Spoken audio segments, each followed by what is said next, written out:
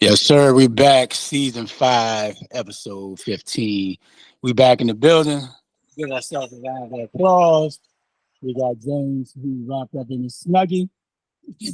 he wrapped up in his Atlanta Falcons snuggie today. It's NFL Sunday first week. We hyped. We back in the building. What's happening, JD? Hey, we're here for another day, another good session. Let's get it going. Let's go, baby. Let's get it. Hey, what's happening, bro? You doing, dog? I'm good. I'm Gucci, bro. Ray, you okay for that spanking yesterday? Say, bro, listen, bro. Grambling played LSU in Death Valley. I mean, we jumped out, pretty decent. I mean, I think we got some pieces. But listen, man, nobody expected Grambling to even compete with LSU. They did what they were supposed to do. But at the end of the day, I think we found the quarterback that transferred from Alabama State last year, Miles Crawley. I think we got something. I mean, that's a foundational piece you can build on. Because last year was a straight stinker. Like our quarterback throwing for 50 yards a game, bro. It was embarrassing.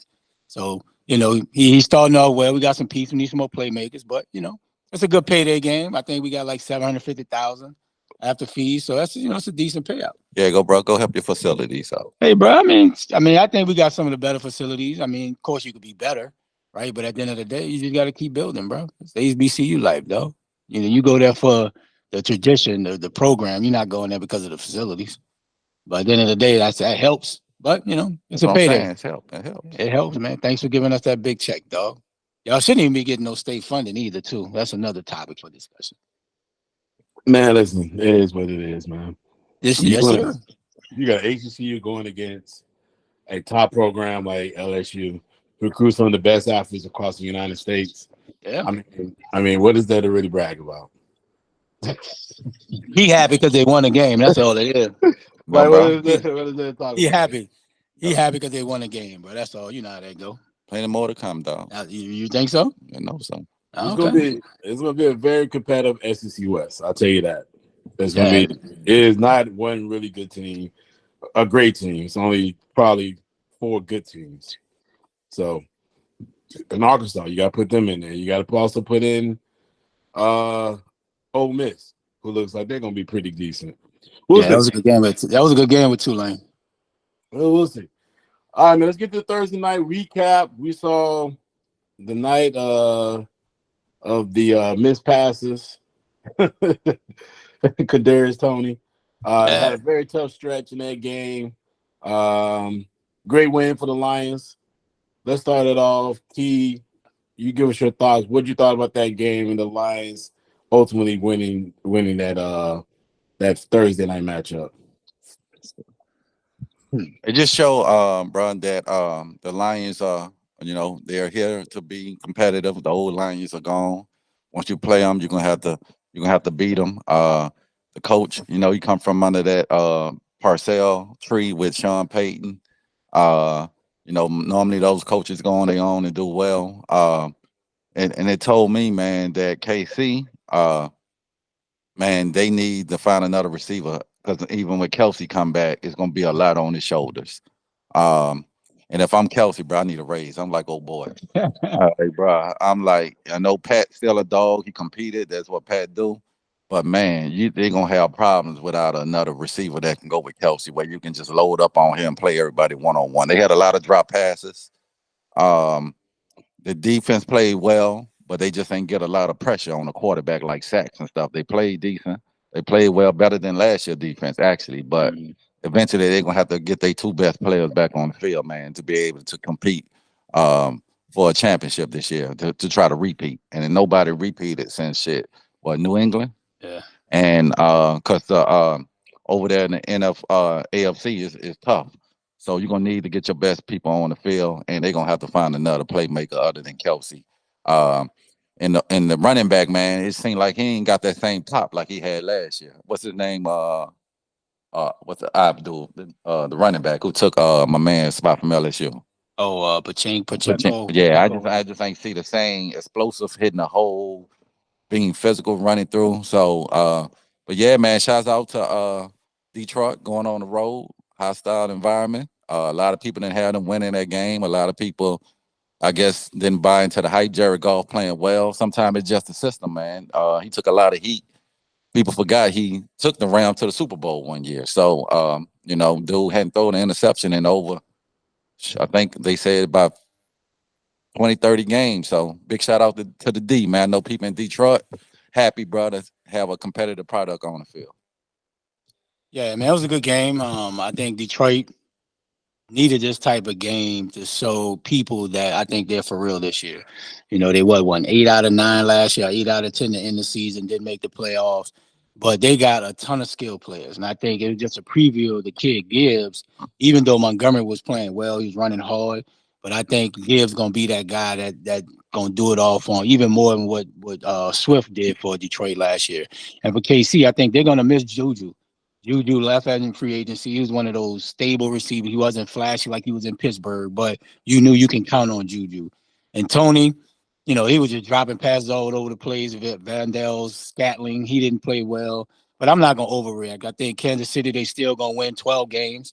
They're going to be where they're going to be, right at the top of the team in the AFC again this year. So I'm not going to overreact to it. It's game 1, Thursday night, championship banner, you know, Kelsey not playing, so I'm not gonna overreact to it. But they definitely got some ways to improve. But that's what you got Patty for. Patty makes things better for receivers that's not great. That's what great quarterbacks do. So yeah, they dropped a lot of passes. Patty didn't probably play his best game as he will play. But Detroit is real. Detroit is definitely real. But they got a ton of playmakers on defense, and that kid Hutchinson, bro, that boy got a motor.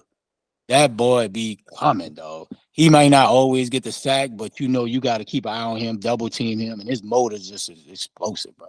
So if he can keep that up pretty much the whole season, Detroit is definitely going to be one of the teams that can compete for the NFC Championship, definitely. Yeah, I agree. I think we all say the same thing. The talent Detroit team is at a level higher than ever been before.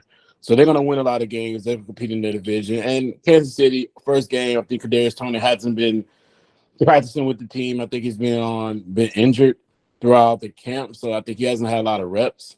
So he's a little rusty. I thought the pass that went off his hands, even though it should have been caught, I thought he was gonna get blown up on that play. To be honest, because if you look at it, if I'm not mistaken, the nickelback was pressing on that play. I think the reason why he stopped because the ball went off his hands and he picked the ball off. But if you turn around, he was literally coming at him. So I think he's about to get his head knocked off on that play. So it was just an unfortunate play. It would have been a bang bang type play anyway. Maybe the ball comes out, never know. But it was unfortunate. So you have to look at that play and say, that's part of football. But some of the other plays he could have made, or some of the plays the other players could have made, it's always gonna be a play that need to be made. It's a little rusty. Maybe they went on that championship tour, had a good time, and sometimes that happens when you come out of winning the Super Bowl. Now they know they can't be complacent. Maybe put a little more urgency on your own, on focus on doing the little things, and Kansas City will be fine. We should be excited for Detroit. That should be interesting to see what they can do in the NFC. Like we said before that, like I said, they should compete for their division. But Kansas City will always be Kansas City. As long as you got a quarterback who can spin it, Patty is one of the best quarterbacks in the league. You'll always have the opportunity to win. So that's just the case. So as long as you got that, they're fine. O-line, here's the thing. Was I tripping, or was that offensive lineman offsides like almost every other play? Yeah, he lined up offside. Like he kept, what's his name? I can't remember his name. I don't know if it's Taylor or whatever. I think it was he jumped outside like every play. Like Yeah. almost every play. I'm like, how they not calling this? Like he was already lined up off the ball. Yep. But then when he was jumping back, he was jumping before the he was coming outside. He was false starting every play. And I'm watching the play like, man, they should have at least 30 penalties because he's outside. Yeah. He false start every play. So Yeah. Yeah. I Legal mean, formation too. so they would get away with stuff. They same thing they would get when the play came in, they got away with that. They would get away with other stuff. So at the end of the day, man, listen, you win some, you lose some. You getting those false starts that we're getting called. You got the ball picked off. It's a part of the game. So yeah, but they'll be fine. I mean, we gotta see when Kelsey get back, how healthy will he be when he gets back. Getting Chris Jones back will be a big priority for him. Yeah. You think they missed him in the game? Of course. Did you see the way Detroit's running the football? Yeah, I mean, but I don't think Kansas City defense played that bad. But they ain't getting no sacks though. We didn't That say changed the game. Yeah, we didn't, they we played didn't good. say, was he not? Were they playing bad? We said, "How did you see the way they're running the football?" Yeah, I mean, they ain't They like didn't. Kansas City Playing had a bad great doesn't defense mean anyway. you give up. It doesn't mean you're gonna stop everything. But Yeah. they ran the ball effectively. I mean, between Montgomery and Gibbs, they ran the ball very effectively. Yeah. So it could have been, and Detroit left some points on the board. They missed some plays down the field. Golf missed some wide open receivers. Yeah. So it was a couple of things that the defense could have lapsed up and gave up, but they just didn't because they bowled it back up a little bit. But yeah, you gotta. It's going to be interesting to see how that move forward. And my thing, and KC gonna win games, but the thing is, you want to play for home field. You want to have the easy route to get to the Super Bowl. And over the couple of 3-4 years, they've been having home field advantage. So these losing games early because they got another tough one this week. Shit, I think they didn't have home field advantage the last 5 years. That's what I'm saying. Since Patty been starting that, I think they've had that. So that's what I'm saying. So that's, we know they're gonna win games, but when you in the AFC so competitive now, home field is damn near a must to have your games at home than on the road. And getting that first round bye, you just make it easier way to the Super Bowl. So and I think they play who they play this week? Is it the Jets or somebody? Somebody Buffalo or somebody. It's somebody good that they can easily go down 0-2. Yeah. If you don't have Kelsey back next week. So Jaguars. They play the Jaguars, in Jacksonville. So another tough one. So these games, you just can't throw away games early in the season in the NFL right now because only one team get a bye. Yeah, every game matters. Yeah. Every week matters in the NFL now, boy, with that one bye. And I would love to see if that does happen. Can Kansas City run the road? Because, like you just stated, Keon, they've always had their games. Everybody's went through Kansas City to get to the Super Bowl. And they win there, they're going to win it there or they lose it there. Yeah. So that'll be interesting to see if they can't not win. If they win the division, but they can't win overall number one seed, and they can't get through. They have to go on the road to go to play against one of these opponents. Can they win on the road? That's something that Patty's never done. As great as he's been, he's never won a AFC Championship game on the road. Yep. So that'd be interesting to see, man. All right, next up, man. Let's dive into about Nick Bosa and that big dollar deal that he just had, big bucks. Money that he got, all the guarantee, $122 million, if I'm not mistaken. Yeah, but $75 million overall, but $122 million. Then we'll dive into we'll talk a little bit about your boy Joe Burrow's deal after his deal. But let's do this first. Let's talk about Nick Bosa's deal. Ray, when you heard about that deal and how much he got paid, guaranteed money, he's the highest defensive player in the NFL. What was your thoughts? It's deserved, bro. I mean, the dude coming off NFL Player of the Year, Defensive Player of the Year, had almost 20 sacks, I believe, last year. He is the engine of that defense. As much talent as San Francisco have on the defense, he is the motor of that team, right? He's the one that really gets all the pressure for them. And kudos to him, bro. He bet on himself, didn't, show up to training camp. He knew his worth, and San Francisco knew it, right? But they have the opportunity, and it's rare in the NFL. They're not paying their quarterback, right?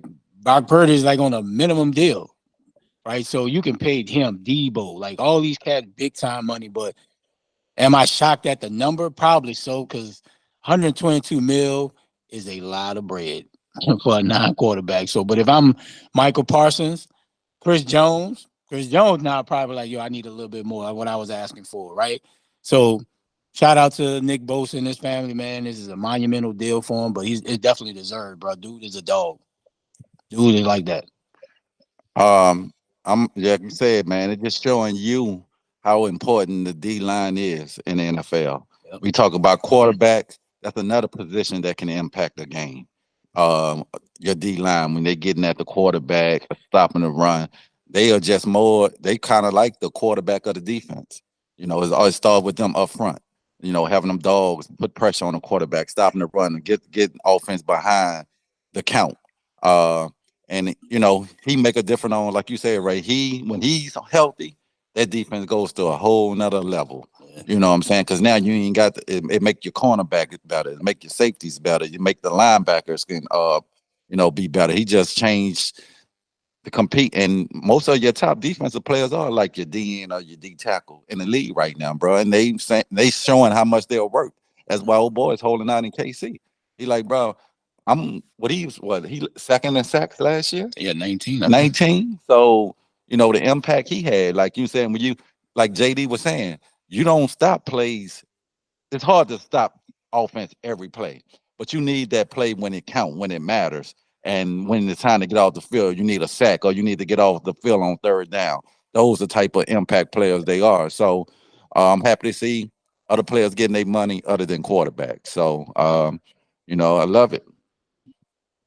Yeah, I agree with you, Keon. I mean, the same thing here. It shows a level of importance that you have to have a dominant interior or exterior player, a playmaker on the side of the ball who can get to the quarterback. It's a premium for pass rushers. I mean, we're in the age now where you have these dual quarterbacks coming in the league. They can run, they can throw, they can pretty much do it all. So you got to have somebody who can get after them, chase them, make plays, make life uncomfortable for them. It's not going to go any other way. We watch that defense and that player when they played against Philly. The defense was having a great game. Offensively, they couldn't do anything because they had no quarterback. So you saw the importance of having that type of playmaker who can get to the quarterback. And then, like I said, the top quarterbacks in the NFC, they all can run and throw. There's not one of them. Yep. Whether it's Dak, Jalen Hurts, everybody in the NFC. Like, I mean, even his own division. I mean, we could just pick out Arizona, but if you look at their division, I mean, and the Rams, but if you look at Seattle, who's right now creating a nice young caliber of talent, putting a lot of great players on the field. They got a very nice young, strong defense. And Gino's playing good football. Gino can run, Gino can throw. They got a good running game, good receivers. They're going to be a tough team to put out. So you got to have somebody like that, Joey Bosa. I mean, Joey Bosa is a team leader. You know what I mean? And is imposing physical player as well. So you got to have that type of guy in your unit. Come in there, you want him happy, you want him ready to play, you want him totally engaged. And those type of things, man, and just sets a precedent for your team and knowing that your guys get paid. Now, here's the thing. I looked at their salary and the breakdown inside. They got a lot of money out there. Yeah, boy. They got a lot of money out there on a lot of different players. They're paying their players top 10 money in a lot of different positions. I mean, whether it's receiver, left tackle. I mean, right now they can get away with it because they don't have to pay the quarterback. It's gonna be very interesting because I don't know when that seventh round contract is. I think it has to be like a 3-year deal. What's gonna happen when it comes off that seventh when he wants a new deal? Because man, they got a lot of money, so they're in a win now mentality. They gotta win now because the way that salary breakdown is, I mean, they got a ton of money out there. I mean, right tackle, left tackle, middle linebacker. They loaded though. They got it. I mean, it's not that loaded. They got a lot of money they're spending. McCaffrey. So they gotta win. They gotta win this year because if they don't win, they have a small window. Yeah, you think they win the closing? You think they win the closing? If they don't win this year, like then this year, next year, because their left tackle's getting older. He's been Trent Williams been out for a while. He's been in the league for a while.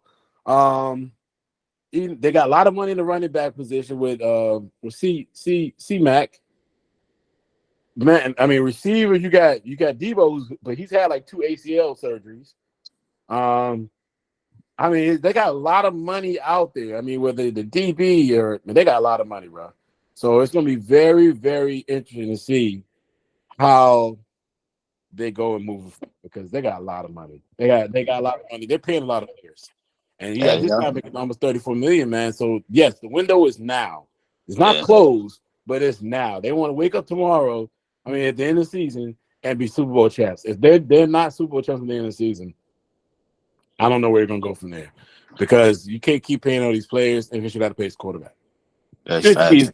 if he is who we think he is, if they think he is who they think he is, then they got to pay him eventually. But if Yeah, he's not, you can move on. Shador Sanders be coming out next year. Get yeah. Shador around mid round. Mm, Quinn Early will probably be coming out. A lot of quarterbacks will be available next season, man. It's gonna be a lot of quarterbacks going to the NFL draft at the end of the year, maybe beginning of the season. It's gonna be very interesting next year. A lot of quarterbacks probably gonna come out. So yeah, they gotta spend a lot of money though. So we'll see. yes, sir. We'll see. All right, man. So let's talk about your boy Key. I know you've been waiting on this. His first Joe team. Joe Burrow, your son, That's his son, got dog. a big contract Joe came out. Cool. Joe Cool. Joe got a big money. He got a lot of money. He is now the highest paid NFL player in today, uh, and he set a mark for quarterbacks in that position. So, give me your thoughts, man. When you heard about that new contract for Joe Burrow. Man, I thought it was well deserved, man. Dude earned every penny of it, bro. You know what I'm saying? Since he got there, he done changed the Cincinnati franchise around. They're a contender every year since he's been there, other than his rookie year when he got hurt. He been doing it with a so okay, not even bad old line, still getting the job done. So we know the deal was coming. We just ain't know how much. But man, to get 200 and something guaranteed the deal and a 5 year deal is out of what, the 275. Man, his agent did a great job, and shout out to Cincinnati because everybody was talking about the owner being cheap, but he ain't had no choice. Yeah, You no know what I'm choice. saying? You couldn't go to your fan base and say we're not gonna get Joe money. So Yeah. now it's gonna be interesting. Next year you got Chase, and what you gonna do with T Higgins? You know what I'm saying? Is he willing to? You know what I'm saying? Because Joe said he want to bring everybody back. Um, so it's gonna be interesting to see. We know Chase gonna get his money. It's gonna be interesting to see what they gonna do with T Higgins. Is they gonna franchise him? Uh, they gonna try to work out a deal, but yeah, everybody knew it was coming. We just ain't know how much, and well deserved, man. Dude earned it, deserve every penny. Yeah, I agree with you, Key. He definitely earned it since day one. He's changed the program. They haven't been as good since Carson Palmer now, Hmm. right? So it's definitely earned. Definitely, not surprised by the big number. Everybody has gotten paid. Lamar, Jalen, Herbert. So this was just the next up contract. So definitely not surprised. But like I said, it's gonna be interesting to see what they do with T Higgins. Like Chase gonna get his, but I think they're gonna probably franchise T, get another year with him. Chase gonna get his in the off season. But I know T Higgins not gonna be happy. But T Higgins is the number one receiver. Yeah, Dude is a number one. He's shown it the last couple years. So it's gonna be interesting to see what they do with that. But yeah, it's not a surprise. So if I'm Trevor Lawrence, I'm like, hell yeah. Yeah, Joe, go get that bread. Because he's the next up. Trevor Lawrence is the next one up, dog. So yep, quarterbacks, but they almost gotta start having like a separate salary cap, dog.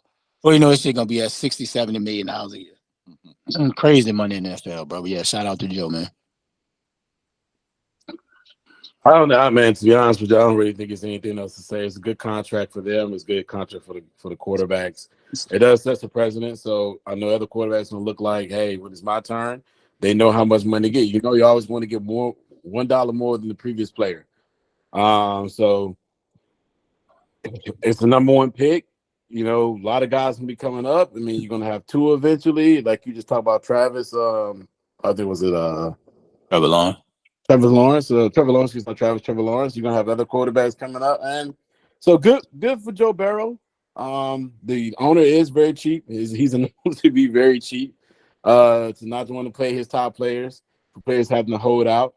So it's good to get that deal done. Brings more confidence to the team, to the quarterback, to what he's accomplished so far. And yeah, man, we'll see. Hopefully everything works out for him, and they're able to do what they need to do. But yeah, good job. Good. I mean, I'm happy for him. Joe Burrow, old Joe Blow. Joe Blow. He said Joe Blow. Old Cool Joe. man, Joe. You know what I mean? I know Keon was sitting here happy, so I don't know what about that. He was probably sleeping in PJ smiling. That's his number one team now. Whatever. He rolled with the Who Days, not the Who That's. He Who rolled with them that's, Who. He baby? rolled them Who Days. Who that, baby? Yeah, well, yeah, okay. All right, moving forward. Let's keep moving, man. NFL division pick'ems. Are we doing our pick'ems? Or are we doing the actual? We can just go to the wait to Donovan next week, I guess. Okay, we That get. doesn't Let's do matter. this. Let's do a division break, not a pick'em. Right. Let's do our individual division champs breakdown next week. We'll do that next week when Dante's in the house, so we can actually break down and get everybody thoughts who you think is going to win your division, and in what capacity, and who's going to finish second, third, and fourth. So we can actually lay out understand of what our thoughts are, right? Facts. But Yes, let's sir. go ahead and go ahead and dive into our NFL pick'ems. My for the man, week. D Now it's Springs. time for the Argument Brothers NFL Pick'ems. There we go. All right, first up, 49ers Steelers today. Keys, you're starting it off. D Springs, you're not here. Well, let me be last, and Ray, you're third, and I'll be last. All right, Keon, you started off. Who you got? 49ers Steelers. I'm gonna go with the upset, man. I'm gonna go with the Steelers. Wow. Mm, I, okay. I, bro, I'm believing their quarterback, bro. And I think, Believe in picking? yeah, I think Pickens gonna be nice, bro. Mm. Yeah, and so I'm gonna go with the upset. I'm going with the Steelers. Yeah, I got 49ers, bro. Too many weapons, too much talent. You know what, man, Keon, I'm with you. Kenny Pickens. I am a fan of his. I think the Steelers gonna win this game. I think. I think that San Francisco O-line still a little bit banged up. PJ Watt's gonna have a strong game. I mean, this is the type of game that the Steelers need to show everybody this new wrinkle in their offense. And yeah, I got the Steelers winning this one in a very close, tight game. That stadium is a very interesting stadium to get to. It's very odd in my opinion. Holy moly. So yeah, I got the Steelers winning this game in a close game. Not much of an upset because I think getting to that stadium and going to that stadium and just the history of the Steelers, it's going to be tough for the 49ers to get their game going this year. It's going to be one of the close ones. But the Steelers opening the game starts at 1:00. I got the Steelers in a close game. Steelers. All right. Y'all boys gonna be eating that. You're gonna be regretting that one. Feel it. Okay, well, Saints versus Titans. Who you got, Keon? Who that, baby? I'm going with the Saints at home opener. Uh, the Dome gonna be rocking today. Derek Carr rolling out with all these weapons he never had before. So I'm going with the Saints. Yes, sir. Saints gonna blow these bitches out. Feel it. Derek Carr, we trust. I got the Titans. Who gives a shit about your team? Anyway, moving forward. Bengals against Browns. Who you got? Let's go, Keith. I'm going with the Who Day Nation because it's a tough one, bro. And Cincinnati got to have a chip on their shoulder because Cleveland been dominating them the last couple of times they played. I think they for some reason, man, Cleveland got their number, but I think all gonna change today. Going with the Who Day Nation. Who Day Nation. Wow, somebody did some actual somebody did some Keith actual Schefter, man. Googling. Okay, That's Keith okay. Schefter, man. It's Keith Schefter over Okay, here, dog. all right. Who you got, Ray? I think, man, Deshaun bounced back with a great year this year. I think Amari Cooper, that tandem. I think Peoples Jones. I think is Nick Chubb gonna eat today. I think Nick Chubb gonna get about 150. So I got the Browns winning, beating Joe Cool. Yeah, I think it's a close game, and I think it's essential for the Browns to start fast and early, get the fan base behind Deshaun Watson and his team. I think that that's been the issue. I think the fan base is not happy with what's going on with the Browns. They're paying Deshaun Watson a lot of money. And it's been some rumblings going on that, he didn't look great in the preseason. Uh, so, I'm not sure if people are rumbling more about the coach or rumbling more a little bit about Deshaun Watson and paying him all this tons of money and not seeing the result of him getting out there and winning. It's just not translating on the field. So it's essential for this kid to get out there, start fast, get a win on this belt like this. This would be a great win to beat the Bengals, win the game of Ohio, start off in the division 1-0, and get the fan base excited again, how they was when they first signed him when he was going through his issues or whatnot. And they were super excited just to sign him, bring him in. And everybody thought this was going to be the beginning of, of what you're going to see as far as the Browns, and it just hasn't translated. So it's essential for him to get this win. So I got the Browns win this game because they needed more. Yes, sir. All right, Bills versus Jets. Keon, who you got? I'm going with the Bills, man. I know everybody, the hype of the Hard Knocks and this and that. Everybody down on my man from Buffalo, Josh Allen, and him and Trey. You say Diggs, been seeing eye to eye. But until they lose the division, man, I'm gonna have to go with the Bills just because of the amount of time that everybody been playing together, just chemistry alone. So I'm gonna go with the Bills. Oh, it's gonna be a tough one. I'm gonna go with the Jets. I think Aaron Rodgers out to prove that he's still that guy. The connection with him and what's the young kid Garrett? Seems like that's that connection with him and Devontae in the making. And I think Dalvin Cook will play a big role. And the only thing with Buffalo, can they run the ball? Like who they gonna run the ball with this year? James Cook, Dalvin Cook's little brother playing.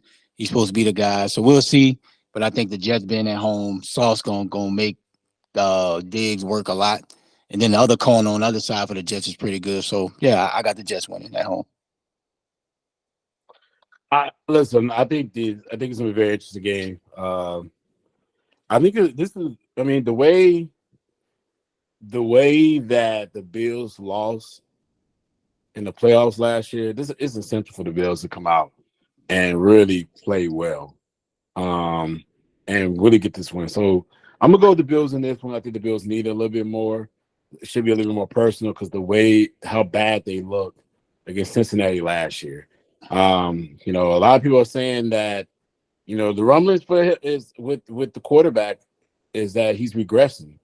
That, ever since the offensive coordinator took over the job for the Giants, it's just been one after another. Like this guy just kind of been regressing and regressing. Because I think who's the offensive coordinator now? It's the guy he's played for And Ken Dorsey. Ken Dorsey. Ken Dorsey's he's the OC. And it just seems like he has not responded well to Ken Dorsey like he did to the previous Brian Dable. So Josh Allen's going to have to show people that he's still that MVP quarterback we thought he was. And I do feel this is the type of game now. It's going to be very tough with the Jets defense. Their defense is elite. I think offensively, it's going to take a while for everybody to get ready to go with Aaron Rodgers.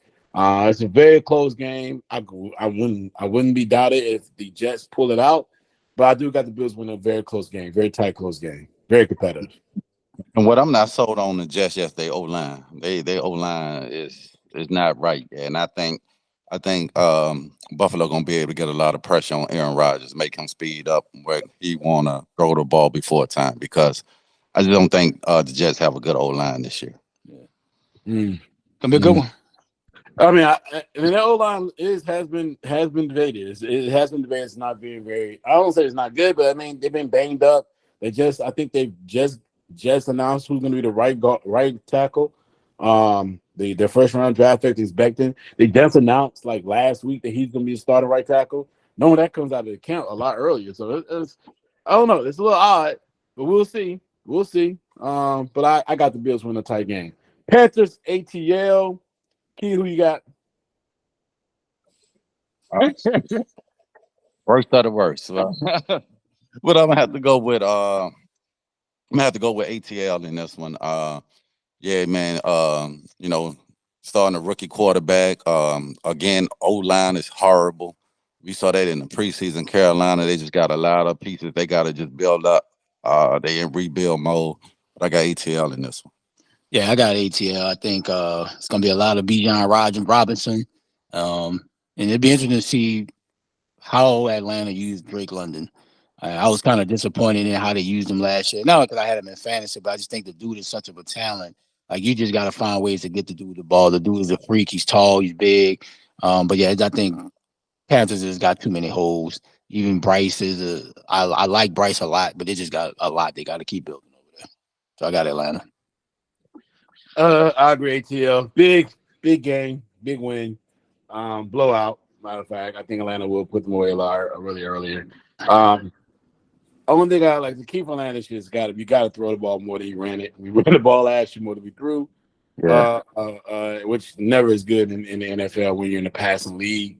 Um, get Drake in open space, see what he can do with them. Let's utilize Pitts a little bit better. Yeah. I would I, agree.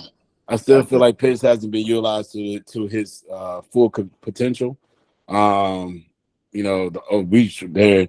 It's been said Pro Football Focus has stated that this is a top 10 offensive line, so we need to see it. And this is going to be the year. If this quarterback, who we think he is, they're investing in this season. He should do well. If he's not as good, Shador Sanders should be available. So at the end of the day, it's one or the other. He's gonna be a very good quarterback that they can build around and make him the guy, or we'll go into the draft. We're gonna get Shador Sanders, and we'll move on. So yep. All right. So next up, Dolphins Chargers. Keon, start us out. Who you have? Ooh, it's gonna be another good one. I'm gonna go with the Chargers in a close one. Okay. Yeah. Yeah, I got Chargers. Too much Justin Herbert. Too much Keenan Allen. Too much Eckler. Too much. I'm gonna go the opposite. I got the Dolphins this game. I think too much Waddle, too much too much Cheetah, too much Yeah. Waddle. Yeah. I think they're gonna run the game. I think they're gonna run the ball very well, very very effective.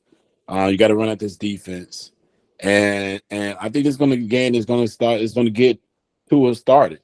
I think he's gonna hopefully he comes out having a very strong 3 or 4 games. But I think this will be the game where you get to see what Tua can do in this explosive offense. So yep, I like the Dolphins. Game 1 to get that one. All right, let's get into some college football. Everybody knows what's been going on as far as the discussion about, the Colorado Buffaloes. We've seen game 1, game 2. They beat TCU the first game. They won yesterday against Nebraska. We're really talking about Travis Hunter's performance. I'm not sure if it's the greatest performance ever. This has got to be something that the Keon or Raven wrote, because I have no idea. I'm not sure that's going to be the greatest performance ever. But I mean, let's give our thoughts on what we're seeing for the first 2 games from this team.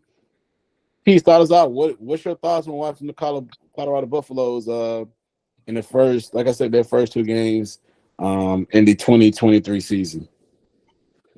Just how well coached they are, man. Just the skills players they have.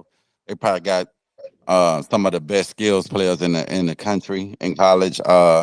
In college, when it comes to the receivers, the running back, and just the skill position, the quarterback. You know, everybody. At the beginning of the season, I probably gave them 5 wins. So I'm thinking they probably on the mark now. They're winning by nine, you say 8 to 9 games. Oh hell no. I'm serious. I think they can win by 8 to 9 games. How many games in the season? By what? 12. 12 games. By 12, they can win the 8 to 9. Other than it's gonna be a test once they get. I think they'll go 3-0 next Saturday. The test gonna come against Oregon. I don't have them winning them, but if they some kind of win that game and go to USC undefeated playing USC, oh my God, the ratings for that are gonna be ridiculous. Yeah. Tickets gonna be through the roof. And they playing disciplined football, bro. They don't turn the ball over, like the quarterback hasn't thrown a pick yet. They just got to get better, stopping the run, which they kind of did good yesterday, stopping the run.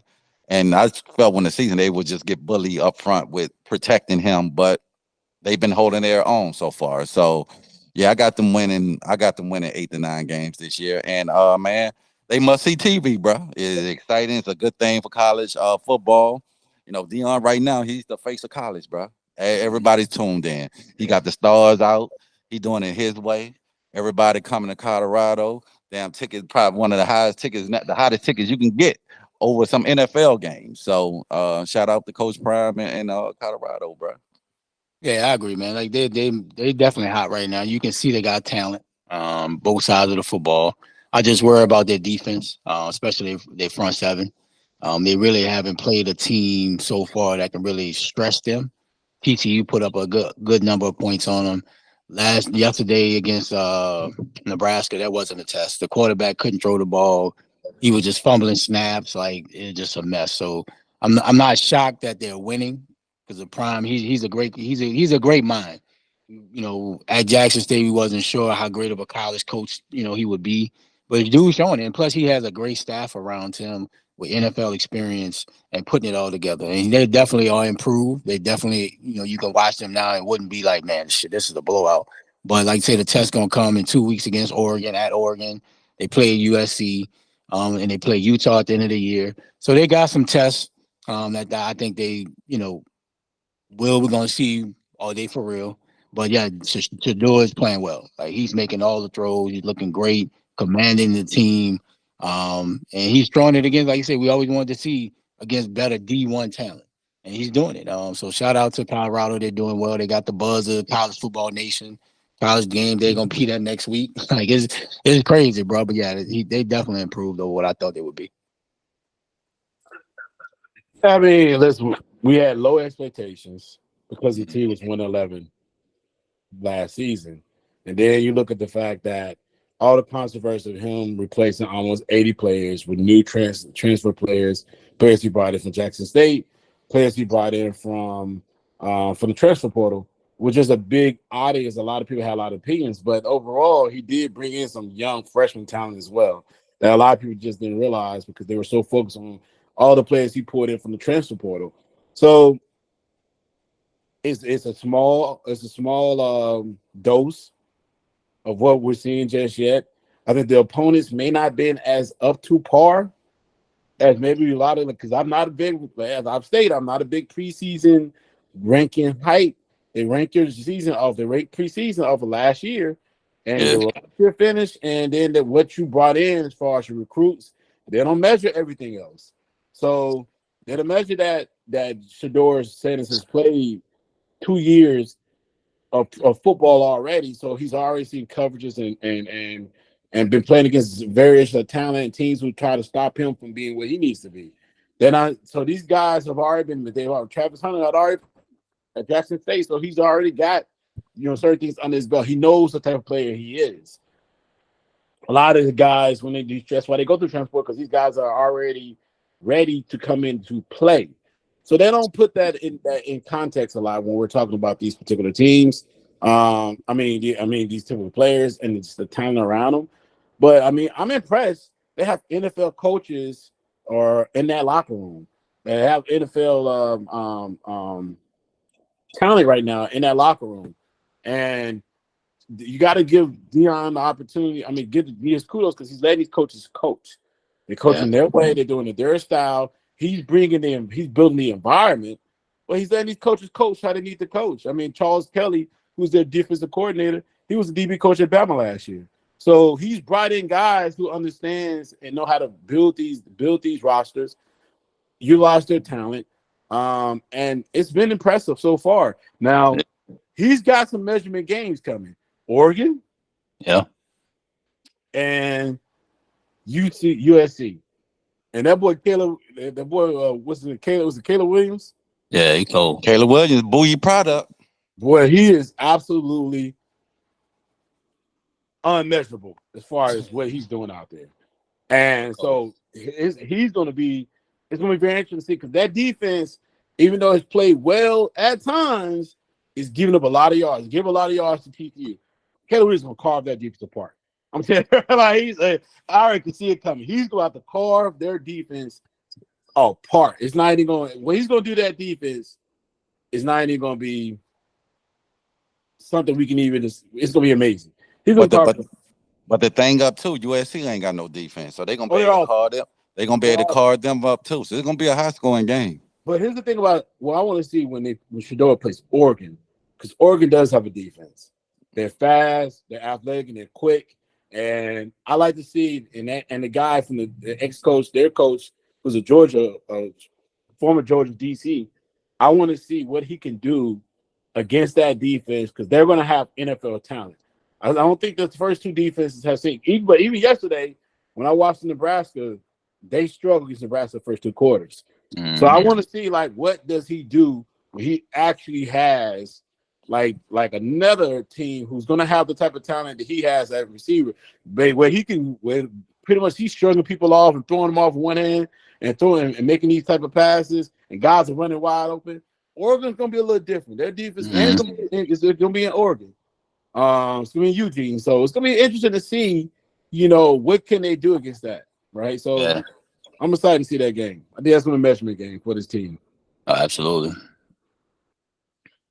All right, man. Any more thoughts on this? Nah, you think they? So we kind of add this question. You think they're a real team, or you think they just a fraud because of the way they play? What do you think? I don't know about fraud. I mean, they're 2-0. Yeah. You beat the teams on your schedule. I mean, they're 2-0. They're gonna. I mean, they do have weapons. Yeah, they have a lot of talent at the receiver. I mean, Travis Hunter has been playing both. I mean, playing both ways. He's a tremendous talent. His performances have been pretty good. As long as you have Shedeur throwing that ball like that. Now, here's the thing that I'm starting to still really pay attention to, and I'm starting to understand. The offensive line is great at pass protection, but they have not been running the ball well at all. Yeah. So they've had some flash plays, but outside of that.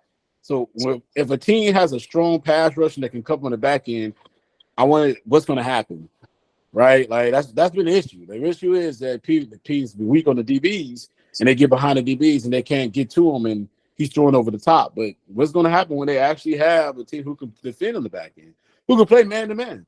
You know what I mean? They can play you man to man, and you can sit there and say, okay, we're gonna play man to man. We're gonna either pressure you or we can get at you with your front four and see what happens. So. It's gonna be interesting to see what happens with move forward. I don't know about. I don't think they're authentic or fraud. I think they're just beating the teams on their schedule. But like I said, that measurement comes when they play Oregon and USC and Washington. All right, those are gonna be the games we're gonna be like, okay, are they for real? Yes, sir. Yeah, and I don't think they're a fraud because I think they're gonna compete whoever they play with. Like you're gonna have to go out there and beat them. They coming in there. They don't care. The mindset. They got the mindset of Dion. Like, bro, we here. We don't care about your ranking. We don't care about the name on the other jersey. We're gonna be competitive every game. Like you're gonna have to beat us. Yeah. And I feel like when you play them on the schedule now, it ain't the old Colorado where you can just say, oh, this a bye week. Yeah. You're gonna have to beat them, and they gonna bring it. They gonna play hard. They gonna be well coached. And they here, bro. You're gonna have to beat them because no one had these.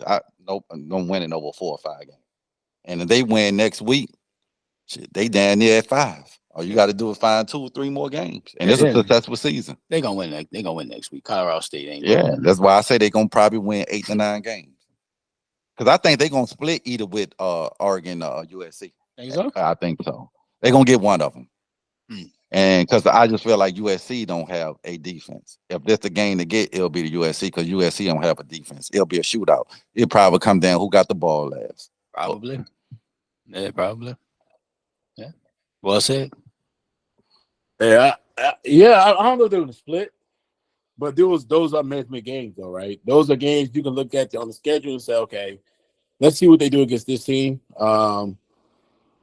I think they're like back to back. So I think it's going to be very interesting because they're going to be back to back and they're going to be prime time games. And so, there's a big difference when you playing against those prime time games against teams who, like I said, they're probably going to have better talent than you. They're going to have Oregon and USC has better talent than them right now. So, I'm interested. I just think it's going to be a game I just can't wait to see. I think I just want to see what do they do against those teams. All right, man. Let's get to Clemson and LSU. I don't think LSU needs to be worried. I think that question should not really be with LSU. But let's talk about their game against Clemson. Start off, Ray. What's your thoughts on what Clemson is going through at this moment. They Within just, that program. they just don't have them dogs no more. I think, when they had Deshaun, they had Taj, like they had, especially at the skill positions, like they had NFL first round talent across D line, DB, which they had it all. And you just don't see that with Dabble. Like you just don't see it at the running back position. The quarterback position is young, but you just don't see it. I just don't see him, you know, having that talent like he used to have, right? Cats are going other places now. And Clemson's just not getting everything. Now, the ACC is maybe not be the strongest, so they probably still will win 9, 10 games. But I just don't see they're missing like those first round talent blue chip players like they used to have. And but they're gonna be all right, because the ACC is not as strong as people like the other conferences, but they just missing something, bro. And the quarterback, Donovan would say like the boy trash. I don't know if he's trash, he's just young. And he needs time and reps, but they just don't have a bunch of first round talent like we used to seeing with Clemson. Yeah, they just like you said, man. Kids now, man, are going all over the transfer portal, man. These schools just not loading up and having 5-star players waiting for the next year to start, or you rotating out another 5-star player. Kids are ready to play now, so they going to other schools. Talent is really not even just Clemson. The talent this year is just spread it out all through college. I don't see no dominant team in college. Georgia gonna seem dominant, but they ain't playing nobody. I feel like it's gonna be wide open. You don't know who gonna win the title. You have to put Georgia the favorite, but they not even gonna get a true test until the SEC championship game. Uh, but yeah, Clemson. Bro, I know my boy who I work with, a Clemson alumni, bro, and they ain't happy, bro, with that. Bro. The rumblings are starting to happen. They said, after I think he got like another 2-3 year deal on there, and he's thinking he's not adapting to the new time, bro. How you got to play football. Um, if he holding quarterbacks back, because old boy left, he looked really good. Who was there last year? DJ. So, the rumbling is, can you even develop the kids? Can you get on a level now? Can you, what I'm saying, come and be a motivator? Be young and because you got to speak to these kids, find out what motivate. Because, it had a guy, I forgot, he said it had a guy on TV who said that a lot of these kids be coming to their camps and they look great and go to different coaches and they digress. And it happens. So, because like you said, my man came in there, a high recruit quarterback. He looked real good his first 2 games. He just looked kind of lost and out the system. So, hey, I heard his rumbling and South Cackalack, bro. You know what I mean? So, Listen, yeah. it's a as I and we always pick on Donovan, but I mean the truth is, I've been saying this for a while that there is an issue when it comes to some of these coaches. Like, are they losing their mojo? Can they motivate these players? And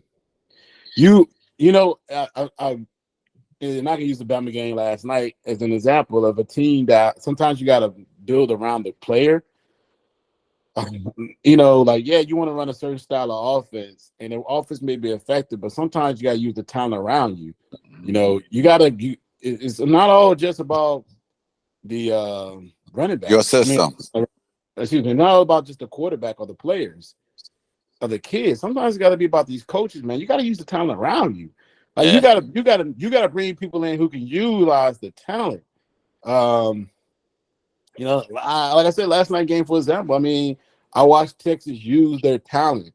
Like that's why when Shark left, and they really had Shark as apparently like Shark was supposed to be the coaching waiting, right? Like that's really what the whole thing was. Everybody thought before Shark decided to take the Texas job, really people thought Shark was going to be there long enough to where Nick Tate retires, he takes over Bama. Like that's how the machine supposed to kept rolling. And so that didn't happen. He left, and you started to see like a lot of assistants out there, a lot of players out there, but you got to be able to cultivate your talent. You got to use them. You got to use a lot of different talented players and make your play and put them in spaces. You got to be able to do that. You got to build around that quarterback. And when I watch Clemson, man, they're not having problems from the 20 to the 20. Because you watched the Duke game, they had over 422 yards. Their problem's in the red zone. It's not creative. Do they have enough playmakers? No, they don't have a Justin Rawls, a T. Higgins, some of the other guys, some of the top talent receivers they've had in the past, but they're not coming back. They're not gonna have no they had Sharpley. Why not utilize that talent a bit better? Italy, to me, when I watch their quarterback, he looks confused. Sometimes he hesitates on his reads. He don't know where to go with the ball. He throws behind the receivers. That's a problem. So it's like, and he's confused on where he should be going with the ball and how to execute. And that's called teaching. You got to have a lot of teachable moments. You got to be able to show people like, hey, man, like, hey, when you're seeing this, when that guy's pulling off, you're staring down the receiver. You should not be staring them down. You should be throwing it up the field. You got to have teachable moments, man. And I'm not sure they're teaching these kids like they used to. There's a lot of expectations coming in, and we're starting to see it. And you know what, Dabo, whether he gets used to the times or not, his contract is massive. He's not going anywhere. Yeah. So I don't see anything happen on that end. But I can see why they're unhappy. I tell you what, though, whoever thought he was going to be coming to Bama, and he ain't coming to Bama the way if you don't know how to adjust to the times. That was a discussion too about when Saban retires, he'll take over. Hell no.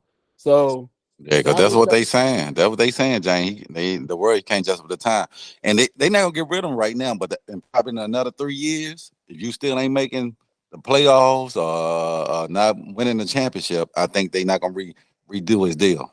Because I think, like you said, I'm gonna say, let's keep it real though. If you look at Dabo, if Dabo ain't had an elite quarterback, Clemson ain't did nothing. Right. Facts. Right. Think and the thing is, I feel like was happening is I think he's broken trust with a lot of players, right? If you look at when I think it was Todd Boyes was there, he had Deshaun would come in and play, but it would come in like he would come in on certain plays, and then eventually Deshaun took over after Boyd left. He graduated, and he took over. They did the same thing with Kelly. When it's Kelly Bryant, yeah, when it's his turn, they would bring in Trevor Lawrence, and have him come in. Then dude said, "You know what? I'm out of here." So a lot of top quarterbacks probably say, "You know what? I can't trust this guy because maybe he's not telling them the right things. Maybe he's not preaching the right message. Maybe he's not being clear to them. Like, hey, it's always competition." Because as soon as he gets the next young talent, he wants to play them right up under the guy. The same thing happened with DJ last season. And their offense looked bad, but really looked bad because the offensive coordinator was awful. And so, like, to me, when you watch that, you see that type of decision making, people not going to respect that. Not so now, they had, and to me, this kid supposed to be a 5-star player. Supposed to be a 5-star quarterback. Right. And like I And said, and it could not be him. It can be just he digressed under the leadership that's going on in Clemson, not relating the kids, teaching them up. And like you said, some people can get into the aspect of, I done won a couple of championships. You coming in is my way, not like you said. You got to play to those players' strengths. Figure out, and that's why I get Dion credit. He's a motivator. He know how to talk to kids, get on their level. You know what I'm saying? And we can't forget Dabo, bro. I ain't calling him a little R word, but he done had some controversy. You know what I'm saying? Things done happen at the university. So, hey, you know what I mean? Because like I just said, DJ looked like a whole different player this year. And I saw him. He looked comfortable. He looked confident. And once you lose your confidence, bro, you know what I'm saying? I don't care how good you are. You lose your confidence. You're just not the same player. And just looking at him, DJ now, bro, I'm like, dude just like a whole nother quarterback, bro.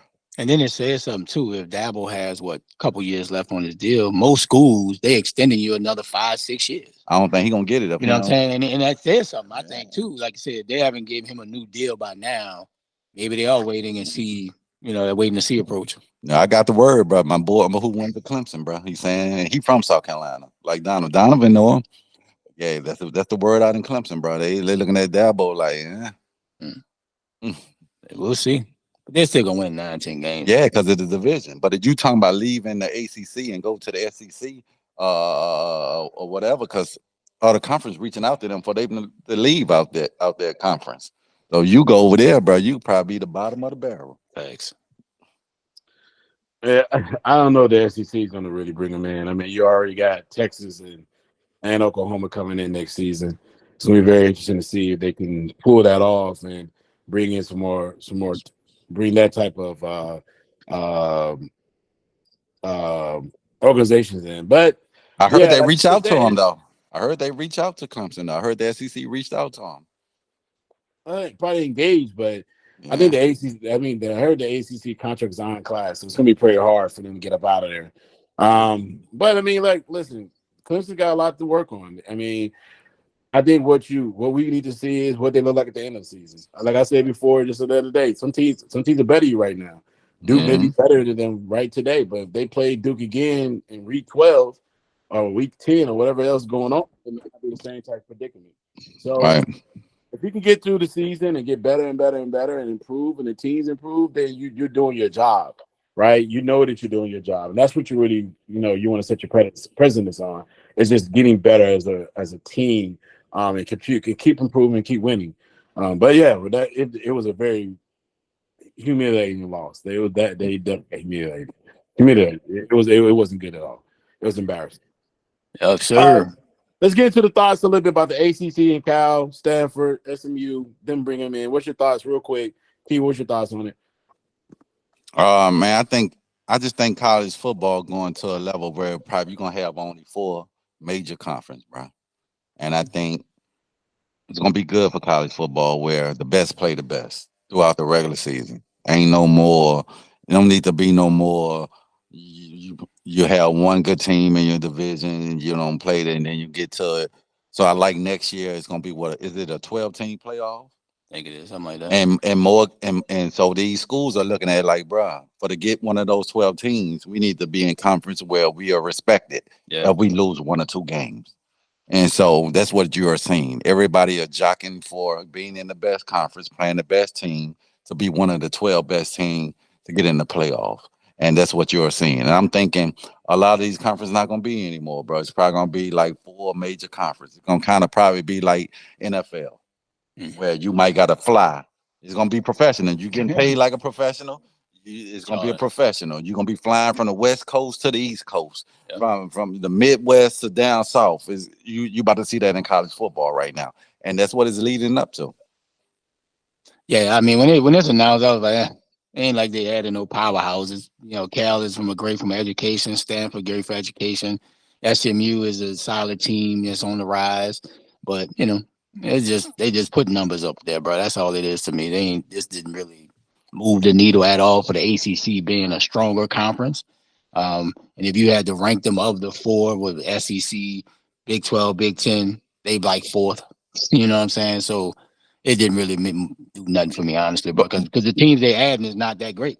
It's not like the SEC adding, you know what I'm saying, Texas, Oklahoma, or the Big 10 adding Oregon and Washington, like teams like that. Like this is just the move that they had to make, but it doesn't move nothing from a football standpoint at all. But JD, before you go, but what it does do when you get in those conference, now it open up the door for you to recruit better players because they feel like, okay, I might can't go, but I can go over here and we can compete against those teams. So when you get in those conference, to me, I think it's gonna open up the door for you to get better recruits. Because, like I said, kids are tired of these kids now. These microwave kids, internet kids, they ain't coming to sit for a year or 2. They ready to come in and play right now. So when you go to those conference, they be like, "Well, shit, 2, 3 of my boys like, bro, I know we dogs. Let's go over here. We gonna play against them. We probably been playing against them in high school, whatever. We know them anyway. So let's take our crew and go over here. So that's what it's gonna do. So now when you get in these conference, these big dog conference, you're gonna be able to get the big dog players. And I think that's what's gonna happen. Man, I really don't understand, to be honest with you. I mean, if you're Stanford, I get it. You don't have a home at the point because Pac-12 is probably going to disintegrate. But you're going to have your players fly from California to play teams in North Carolina, South Carolina. I don't get it.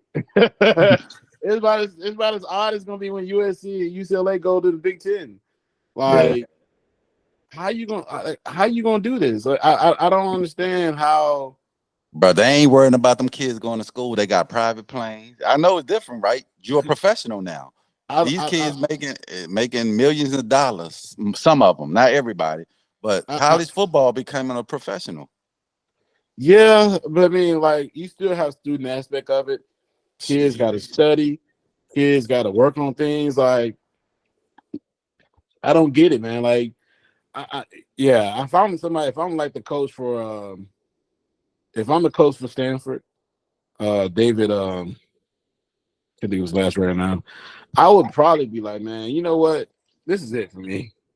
I would. I think it would be an opportunity for me to say, you know what? I've made enough money. I'm done. Because I mean, like, that type of level of change you're gonna have is gonna be, it's gonna be too much, man. So SMU, all these players, like, you had to go to Texas to play in Dallas. Like, what? Like, I mean, just so you can be a part of some type of, man, it's becoming too much. I get it. It's becoming too much. So, Cal, I mean, come on, Cal, you got to fly across to play Cal in Berkeley. Come on, man. Like, I mean, it's a great contribute, but this is becoming something. This is the NFL. Now, that's what it is. Just make it one league at this point, you know, like, make it one league and have everybody play in that one league and just be governed by that one league. Don't have or you can have four, you got 3 different leagues, but you all work in one environment, right? You have one infrastructure that everybody, and then these 3, you can have the court, you can still have the teams play the teams so you can keep the traditional games, but then in between that environment, you have games to play against each other. You have at least 4 games a season that you got to play against these other teams in whatever structure of these organizations. I think that's eventually going to happen, right?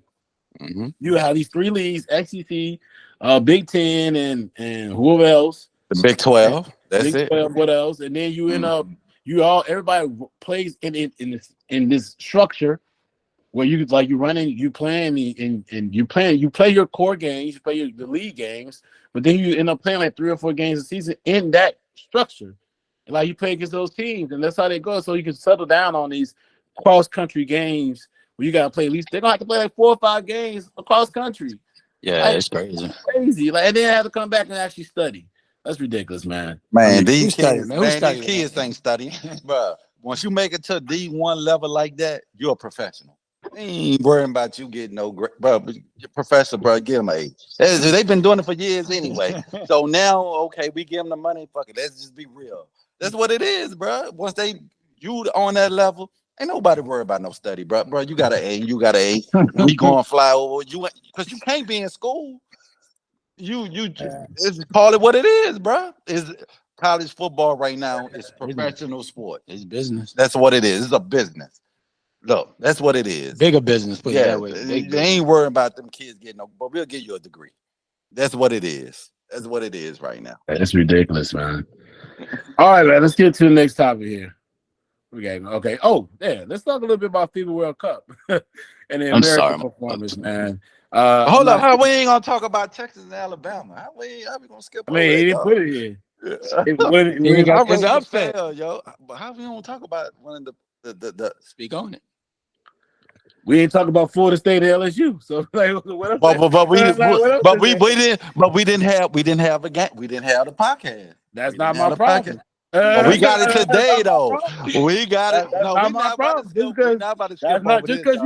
Just because we didn't have it, don't mean we can't talk about it. We can talk about that. We can add both of them. How are we gonna skip over the biggest game was in college football Saturday night? Yes. Yeah, it was. It was. You can downplay if you want. Let's talk about it. Let's talk about it, man. Go ahead, King. Start us out. Yeah, I had to call y'all out on that one, but you called me out on nothing. I'm talking about Ray. Whoever made, I'm not saying I'm not saying you, but hey, man, listen, y'all got iPhones too. You got free autonomy to add anything you want. That's right. That's true. But okay, we here now. So let's talk about it. So my thing was, bro, again with Clemson, same thing happened in Alabama, bro. The dominant years are over. Nobody is going there to sit and have depth and you've seen it all over college football. Texas, look, they had the better athletes, more NFL players ready. Mm-hmm. And same thing, I just think it's not about to be a dominant run in college football anymore. And like Texas about to come to the SEC, we know how deep their money is, and they showing that we're gonna be able to compete in the SEC. And going into that game, I picked Texas because I saw last year. I felt like they would have won that game if the quarterback didn't get hurt, and I felt like that's why Eli Manning's son is sitting. That dude's gonna be a nice. He's a beast, bro. Um, but so I just see that, you know what I'm saying, that kids are saying now, it's kind of like in the NBA, bro. We don't care about the tradition. We want to go where we're gonna play. And it's just good to see the parity of the college football. So that's my take on it. Yeah, I think when Alabama opened the game up, especially in the second half, they made some touchdown plays. But what I'm seeing from Alabama is what was missing. You don't see like that impact players on offense and defense. True. Right. I know it's early in the year and it's totally may change, but you just don't see like those dogs, like they had the Waddles, the Michi, Munchie, whatever the name was, Michi. You don't have a Will Anderson. You don't have the High Towers at linebacker. Like you just don't see it in the secondaries. I know they had a couple players hurt, but you just don't see it. Like I don't see the names and the cats. Like, oh man, you know that boy, they're gonna be like that. Like you said, it may change. And Texas, look, they play well. Ewers, he made all the plays. They did look like the better team. But like I said, game 2. I'm not gonna overreact. Alabama's gonna beat at the end of the year. Is one of the teams that probably get to the SEC championship game. But yeah, Texas looked good, but I just didn't see from Alabama. Like I don't see those guys like they normally would. But the quarterback, I mean, just like I said, you gotta adapt to what he do best. Put some RPO in there, get some more running in there. He seemed like he got a great arm. He showed that on a couple of passes, especially in the second half. But yeah, it was a good game. I say it's the upset. James from my own the Texas wasn't, but when you got Texas hasn't won a top 3 team in like a long time. They went in on the road in Alabama against a number 3 team. It is an upset, right? Even Especially though on the road. Yeah, it's on the road. It's a big game. But yeah, Alabama, I just don't see those flood of 5 stars, and we've seen over the years the depth they didn't have. Mm-hmm. Right, the years when they lose, like they just didn't have the depth. But yeah, it was a good game last night. Yeah, it's a good game. All right, so let me emphasize on why I feel like it's not an upset. I mean, Okay. you just get your point, so I want y'all to listen and don't cut me off. We not. You got the floor. You got the the floor. floor. You just cut me off, so it's not an upset because number one, Texas is a better team today than Alabama, and it wasn't an upset. You just looked at it. First of all, you kind of used the years in the past, and years in the past has nothing to do with today. It has nothing to do with yesterday. It has nothing to do with anything. It had years in the past has nothing to do with Texas. This Texas team against this Alabama team. This Alabama team. This was a test game. This Alabama team. We got to see what the quarterback's going to do, what that line's going to do, what the receiver's going to do. There's been a lot of speculation on the receivers, the line, the drops, the defense, the lack of being able to get pressure. We have to see what the defensive coordinator is going to do. He couldn't generate no pressure. They had 0 sacks. They had 2 turnovers. They had 0 sacks. Nothing. No one-on-ones. The offensive line gave up 5 sacks. A couple of them, 3 or 4 was the quarterback's fault. But the rest of it was because the offensive line was getting pushed around a little bit there. Offensively, they have to see what type of structure they can go on when the pressure is there. And this Texas team, who was already a veteran team anyway, had a 3-year starting quarterback with them. So they already was a veteran-led team. It made sense to see what type of game it's going to be. They played well. I mean, the kid Adonis Mitchell, that's a Georgia transfer. That dude is good. The other receiver, number 1, that dude is good. They played well. They have the athletes this year. They actually had them last year, but they had them this year to play with Alabama. And so it was a measurement game. It was never going to be an upset because if Texas won, which I kind of thought they could, I didn't think they're going to get blown out. It's not an upset. The only thing that says it's an upset because people put 11 against number 3. And it's just that simple. It's just that it is what it is. And they on the road. And so people won on the road before. Now, has a lot of people beat Alabama on the road? No. But it's too early in the season like I said before, if I see this quarterback late in the season doing some of the things I see early, then we have a problem. But right now, I kind of figure like when he threw that first interception, I said before, even in the Middle Tennessee State game when I watched, I said he's staring down his receivers too much. People are going to figure it out, like where he's want to throw the ball. He's predetermined throwing the ball when he comes out of the play. He's already predetermined where he's going to throw it. Both interceptions were predetermined throws, and both interceptions was to the same player who whines like a fucking bitch when he don't get the ball. Burden. That's number 3, right? Number 3. That's Burden. Burden threw his hands up at the beginning of the game when he was wide open, and I said that when they reported that in the newscast, and doing the broadcast, the first thing I said in my mind was, "Dude, don't do that because now he's going to predeterminedly throw the ball." When his first read was that he threw it right to him. Pick. Second time he did it, pick. I'm like, dude, you got one-on-one the other side with Brooks. Throw it there. He throws a pick. So it's just about the learning curve. He's going to have to understand to say, hey, man, let's just shut the fuck up. Excuse my language on Sunday. Learn to look at him and say, hey, man, shut the fuck up. I'll throw it to you when you're open. And kind of take the bull by the horns and become what he is. Because he's a hell of a playmaker with his legs. He depends on him a little bit too much. But he could be like a lot of these players out here who can get open, get things open, and make plays. And when he was moving the pocket, when he moved out of the pocket, he did better. Tom Reed's got to learn how to damn coach this kid. Move the pocket, move him. Like why the hell is he sitting in the pocket the entire game? Like those are the things I'm talking about when I'm watching him play. And listen, Nick Saban, is he moving his fastball? Yes, his fastball has always been defense. They have a true freshman out there in Caleb Downs, who's a 5-star player, who's going to be a stud.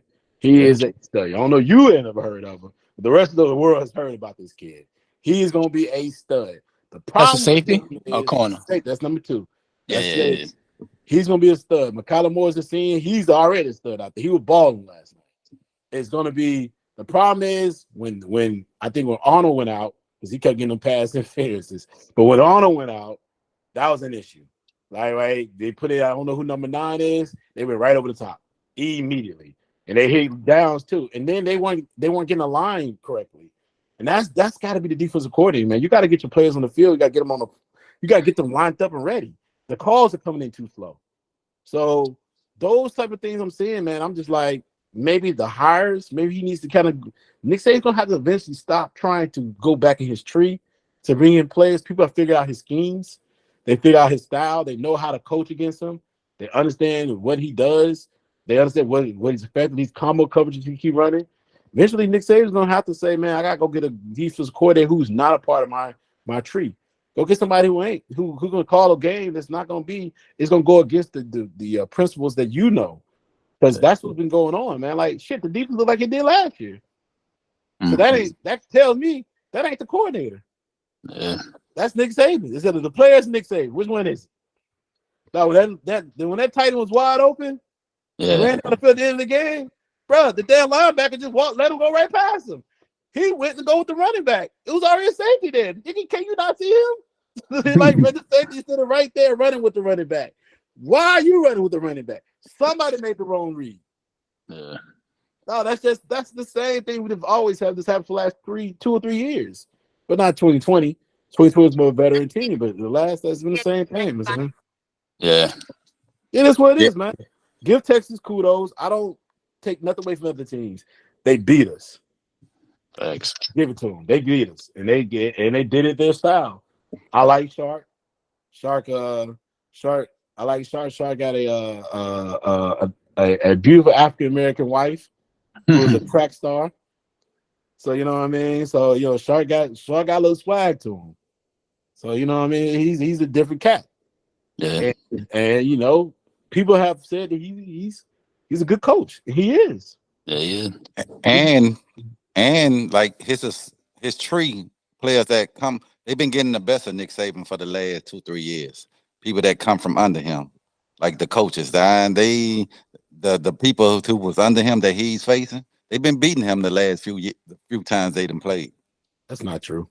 That's not true. Georgia done spanked them. Georgia beat them once. Right. Georgia but they don't. Right. Georgia But beat I'm them just. Right, Georgia that's what beat I'm them once. saying. And then No, last you're night not. was You're not. then last night the You're not dude. gonna get that in. No, you're Okay, not gonna get that Georgia. in. All right, No, let you're me not gonna get finish. that in. Let me finish. Be quiet. Georgia. You're not gonna get that in because you're Okay, not. That's not true. okay. Georgia beat them once. The Beat dude them once. last night was under Saban beat them. Okay. And Beat them then once. is the dude right? So I'm saying the last And three Jimbo. coaches out of And So the Jimbo. last three coaches out of 5 that have been under him, them beat them. Is it 3 out of 5 them beat them? What? 3. He had 5 coaches that coaching in college. 3 out the 5 them beat him the last time that he done played them.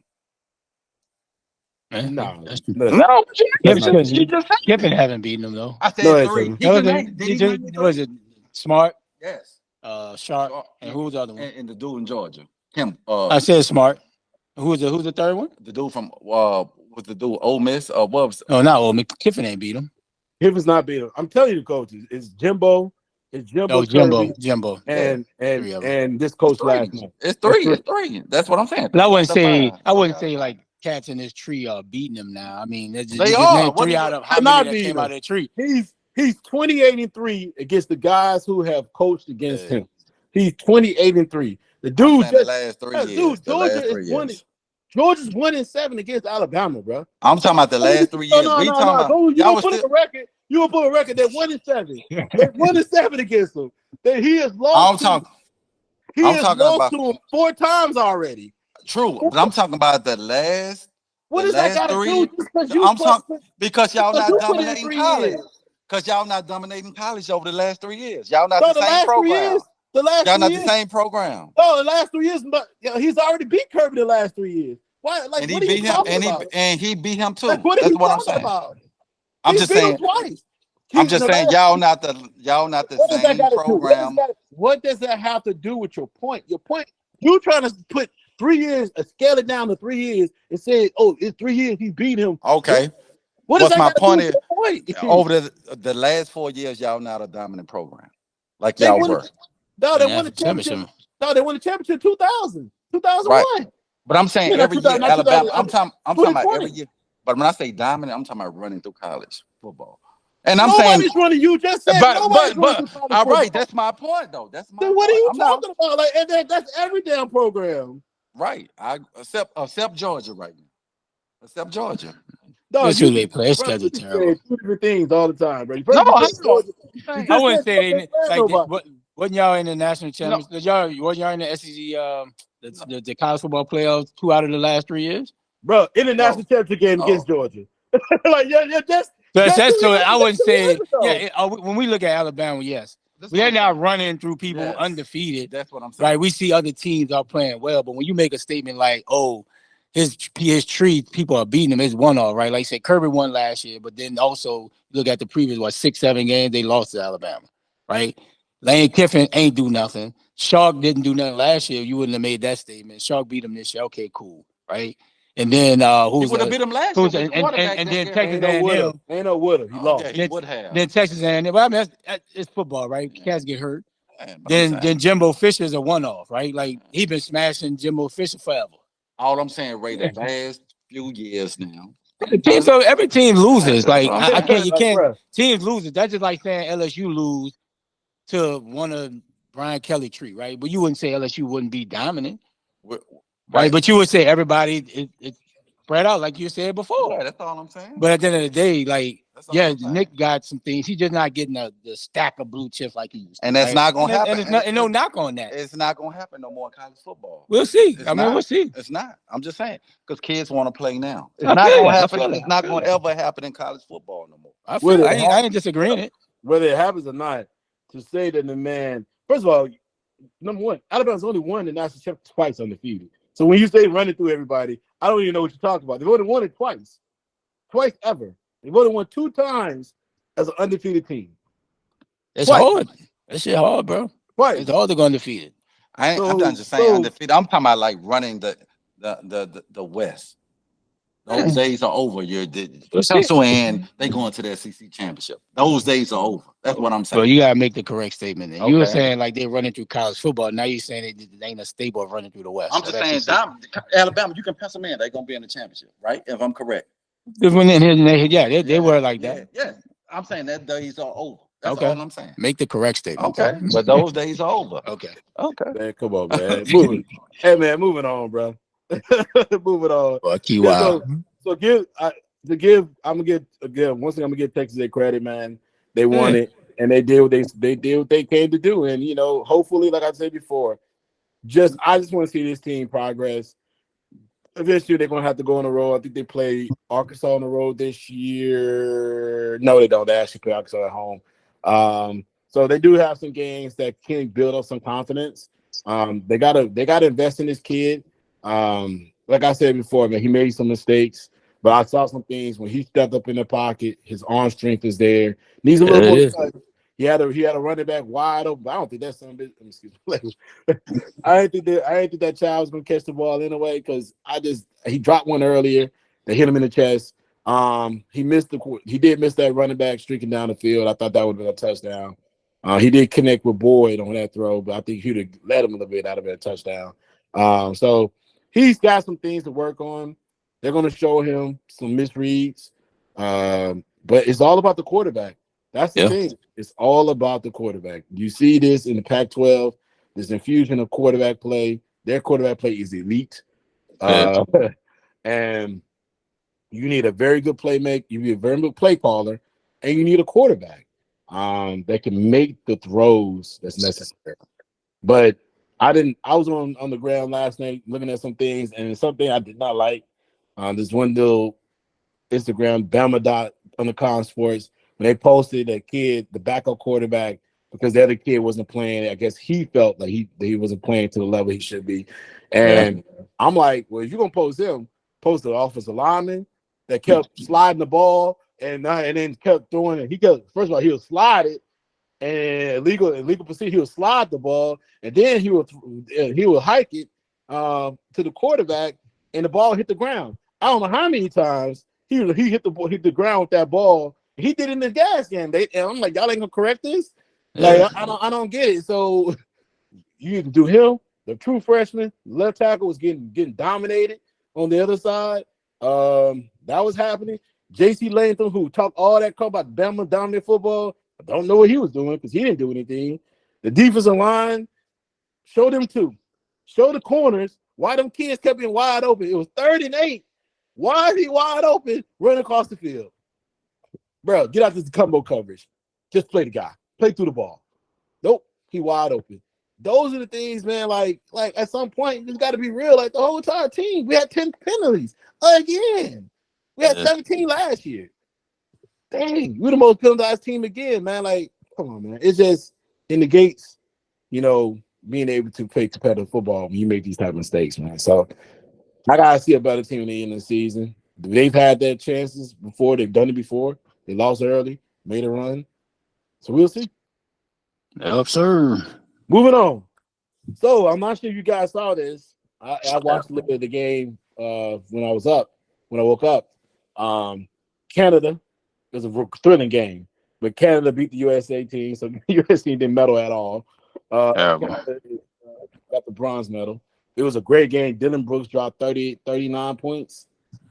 They went into overtime off a last second shot when what's the guy name? Mikal Bridges missed the free throw, jumped, grabbed the ball, shot the 3, and hit it and put it in overtime with 2 seconds left. And then SGA just went to work. He went to work on them. And so let's get our thoughts on them. Once again, this team did not medal in the FIBA World Cup. Kind of gives kudos or credence to your boy, Noah Lyles, who said they can't win against the world. You can't fight against the world champions if you ain't beating the world. So let's talk about it, man. What was your thoughts on the basketball performance? Keith? On USA team. They ain't had Coach K, bro. Boy. Hold on. They ain't had that legend, Coach K. Stop it, man. Stop it. Like Coach K undefeated. Stop it. I feel it. So we ain't gonna do that. But I'm gonna go to my bag though, bro. What the deal is, bro?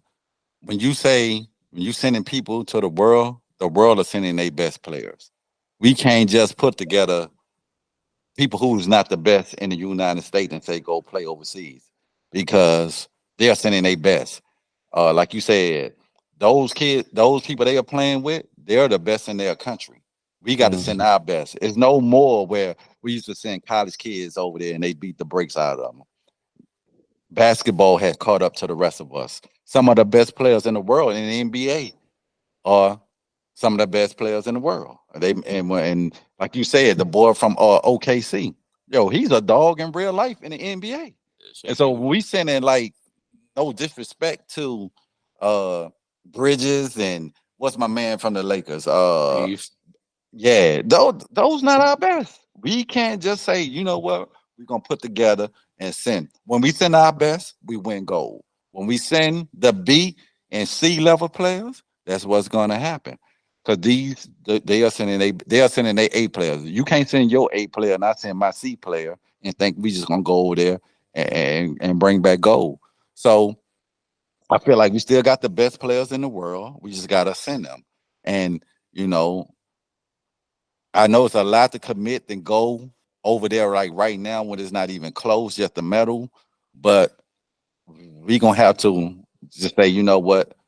I hate to say it, be patronized because we paying millions of dollars to go respect our. Because now they're looking at us like, bruh, they done caught up. They have, but when we send our best players, we not losing. So we got to send our best, bro, and not the C levels players that's coming in the lead only 2 years. And what I did find out though, the boy from the Wolves, he a dog, bro. And Yeah, what? He the face. He's gonna be the face of the league. I know we've been talking about Ja and what's the Zion and all these other Evers, bro. He get it, bro. He's a dog, bro. Playing on the court, off the court. Shout out to him. But I see him taking big levels coming back into the league. But we got to send our best, bro. Period. We got the win goal. We got to send our best. I mean, it's hard to always send the best because it takes voluntary, commitment from KD, Steph, like, the superstars of the league. They may not want to give up their summer 2 times out of the 4-year window with the Olympics and FIBA. Like, they may not want to do it. So it's going to be hard to say we always got to send our best. Do we want to send our best? Yes, I'm sure, Coach K and the whole committee and Colangelo, they want to send a KD to the FIBA World Cup, but KD may not want to do it. Right. So that's going to be the hard part. But to say the world has caught up, I wouldn't even say that. Right. The game has just expanded. Now you got Shea Alexander, dual citizen playing for Canada. You got Big Cat playing for Dominican Republic. Like, those are big name players that's in the U.S., that's born in the U.S., but they just got the dual citizen that could be playing for Team USA. Right. And they made the decision to go play for their other countries. So, but Ray, I'm gonna cut you off right quick. I'm gonna do it now. When I say the best, I ain't gotta say KD. They older now. They done did their time. I'm talking about like your Darren Fox. You know what I'm saying? The ones are coming up right now, like those dudes who are dogs right now. I'm not saying a role player. We sending role players over. We are. I'm not saying that KD and Steph and LeBron, they done did their time. I'm talking about the Darren Fox and what's the boy from Cleveland, the point guard? Garland? Yeah, those type of A dudes. We got to send A dudes, not young A dudes, not like the KD. KD and them shouldn't have to go over there no more. That's so you can go back. Yeah, so I mean, like I said, it's still a commitment that these cats may not want to do, right? They may not want to represent the United States. Me personally, I think it's a grateful not only one to get the exposure from their brands because you're on a world stage, people now can really see what you can do, right? And you want to play against the best. And these countries, bro, they are committed, bro. They technically sound. And then we didn't send the best shooting team, right? You sent a team bunch of just athletes. Right. And if you feel like you got the best athlete, bro, we should be playing full court. I'm picking you up. I'm aggressive on defense. Like, they just didn't have those type of cats that had that mentality of, bro, I'm locking you down. Yeah, you're not gonna shut everybody down because they made the ball move too much.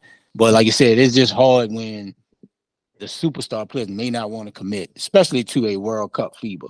We just never seen the superstars, even all-stars, commit to that. It's just always been the B-level type players. But the Olympics, we always send the best because that's the Olympics. But I don't see this trend changing. It's just the cats just not gonna want to go down to the FIBA World Cup though. But now it is sad not the medal. Now I don't know if they quit. I didn't watch the game. I saw it was a real high scoring game, but you can't let Dylan Brooks go for 39, bro. 39, he don't go for 39 in the NBA. Right? Shea Gilders went for 31. He is a dog. And that's a cat like you say, look, man, we need you to play for the US. Right? You got to persuade him somehow. So Ray, is Steve Kerr the man for the job? We just don't know. Like, I mean, we can't say he not because he lost the World Cup. Now, if he loses an Olympic game, we got our best, then you can probably say, okay, Steve Kerr, I don't know. But the reason I'm saying that, bro, because I felt like he lost Brandon Ingram. I felt like Brandon Ingram wasn't even like you didn't know how to use him. He was a shell, and then this little small ball shit. Yeah, now how they built the team is not the greatest. Yeah, so that's what I'm looking at. But even still, like, when you coming into the Olympic play, it's the 15 best. Now, you feel you probably should get more PT? Absolutely. I'm sure Brandon will probably feel like he should have got more. But when you come into Olympics, bro, you may not get 20 minutes. You may not get 30 minutes, right? So you got to make the most of what you got and make an impact, dog. Like, you can't be crying because you're not getting the minutes and you're not playing well. That's on you, bro. I don't know if he's not playing well. I don't, like we were speaking of early. Like, some people want to fit their system, not to the players. Like Ingram is a talent, bro. He is a talent. Like, you know what I'm saying? You coming in there with ego. This ain't Golden State ball, bro. We got to play to the talent we have. But if we'd have won, we wouldn't have been saying, oh, it's Golden State ball. Right, but I get that. But here's the reason we lost. We getting killed on the board. But that's how the team's constructed. Like, right, you can't build a team with just Jaren Jackson. Well, he didn't pick him. Like, it's a committee, right? I wouldn't have picked just Jaren Jackson as my only big one because he fouled too much, right? Like, he always gonna be in foul trouble. So now you got Baquero playing five. Yes. Like, the construction of the team is not great. There's too many bigs, and you don't need a superstar big. You can get a solid big. Say, bro, your job is a defense and rebound, right? And putbacks. That's your job. And I just think the team was not constructed for that. Like when they lost to Lithuania. Killed them on the boards, like murdered them. But you just can't build a team with just Jaren Jackson as your five and knowing he's a hacker. Like, he's gonna get in foul trouble every single game. That's all. It's on you, JD. I mean, it's not much else to say. I mean, I think it's disappointing, but the level of talent in the FIBA World Cup is just as great as it is on the NBA roster. Yeah. Germany has 4 or 5 players in the NBA. They're not superstar players, but they're NBA talent.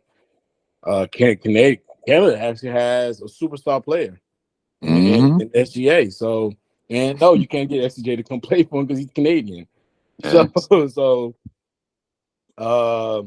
And Dylan, and we've all known that even though Dylan may not be a superstar player, he's a competitive NBA player. He's an NBA and he's the NBA talent.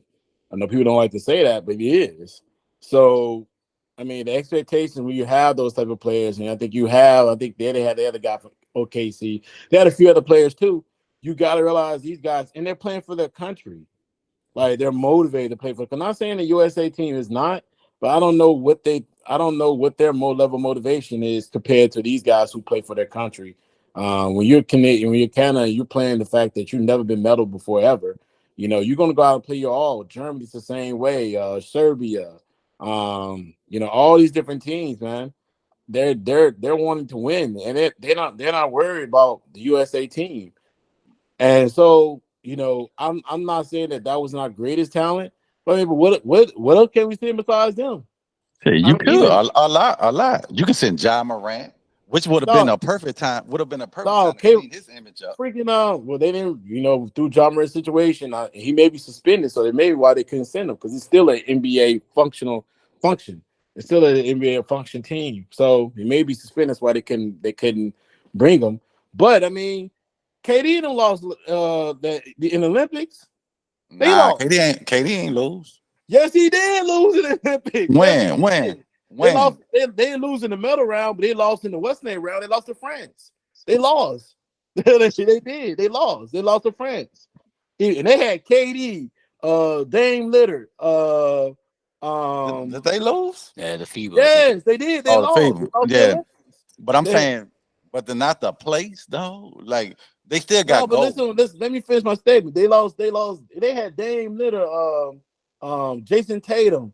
One book on that team. Yeah, he was. and they lost. So what I'm trying to say is how competitive it is when you get to these different fields. It's not going to be easy. Even in the World Cup, it's the same type of competitive nature when you see the World Cup in soccer. These teams be stacked and they still lose.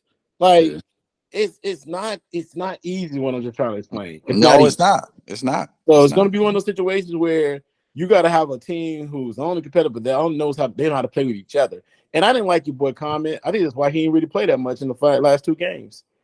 Oh, Bi Ingram. Bi was like, I don't know what to do. I don't know. I can't find my what's name, bro. You just play hard. At the end of the day, play hard. Facts. You ain't got it. You ain't got it. You don't know what to do. Great, but go play hard. That should be the center of what everything you got going on. Go block shots. So LeBron was out there blocking shots and rebounding and do what he had to do when he was at the World Cup. I mean, not the World Cup, but the Olympics that year. He wasn't the leading scorer. D Wade was. So it's like Kobe Bryant took a role as a he made big shots when they needed him to, but he was a defensive stopper. Like you go out there and you just play hard, bro. Like play whatever role they ask you to show everybody. That's how you show how you superior. You get out there and say, man, listen, I'm gonna play whatever I have, and then you go and you dominate in that role. And people look at you and say, man, I didn't know he could rebound that way. I didn't know he could defend that way. He's defending at a high level. Yeah. I didn't know he can do that. Oh man, look why he communicating with his team. He should be the bridge, man. To say that stupid stuff, like what is it? What you thought was gonna happen? Right. Yeah, that's true. But I agree with you, JD. That's true. But as a coach, you got to find a way to get him back on board. This is your job as a coach. You got to, what's the disconnect? You know what I'm saying? Let's figure this out because we're going to need you. You know what I'm saying? And that's my thing. Like, that's what I felt Coach K did. You know what I'm saying? Coach K was, okay, maybe I ain't handled that right, but let's go and talk about it because we're going to need you in another game. So that's on my only thing with Steve Kerr. That's my only thing. Because he's a talent. He's a talent. You got to figure out a way to get him back connected. Here's the thing. I don't know if he didn't have that conversation with him, but whatever happened, I just felt like he could have took the role of let me take whatever role you give me, and I'm gonna go dominate in that role. And I think that's would have been a better example of what's happening. I mean, Anthony Edwards may be the face, but Anthony Edwards need to learn how to play with other talent because his discretion is awful. Like it was a couple of plays where he was over dribbling. And there's some plays where he missed the right read. It was just things that he needs to learn too. Balance, understand how to get players going. Yes, you can get it going when you need to get it going. But you gotta work with the other players around. There's a ton of talent on this team. Like, yeah, they may need you to score 30, but they showed that they really need that. They were better when they had a balanced attack. They were a lot better. When they had a balanced attack, there was a lot better team. But we got to get him. We got to soon because he 22, something like that. He's still young. Some stuff. Everybody on that team 22, man. I'm saying 22. But that's what I'm saying. But Everett is a superstar. And I'm saying that's his next level. I agree with you. I'm agreeing with you. I'm saying that's his next level as a superstar to take that next level. How to use your teammates. You can always get your shot.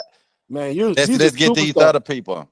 Let's get your other people because Kobe had to learn that. Like I always can get 30, but I got to learn how to get everybody else involved. So that's the next steps he got to take as a player. He's a superstar on the Minnesota Timberwolves team. That's when he's a superstar. When you're in the FIBA World Cup and you're in the Olympics, you are a star player on a team of stars. And so you don't need the team in Minnesota is built around him.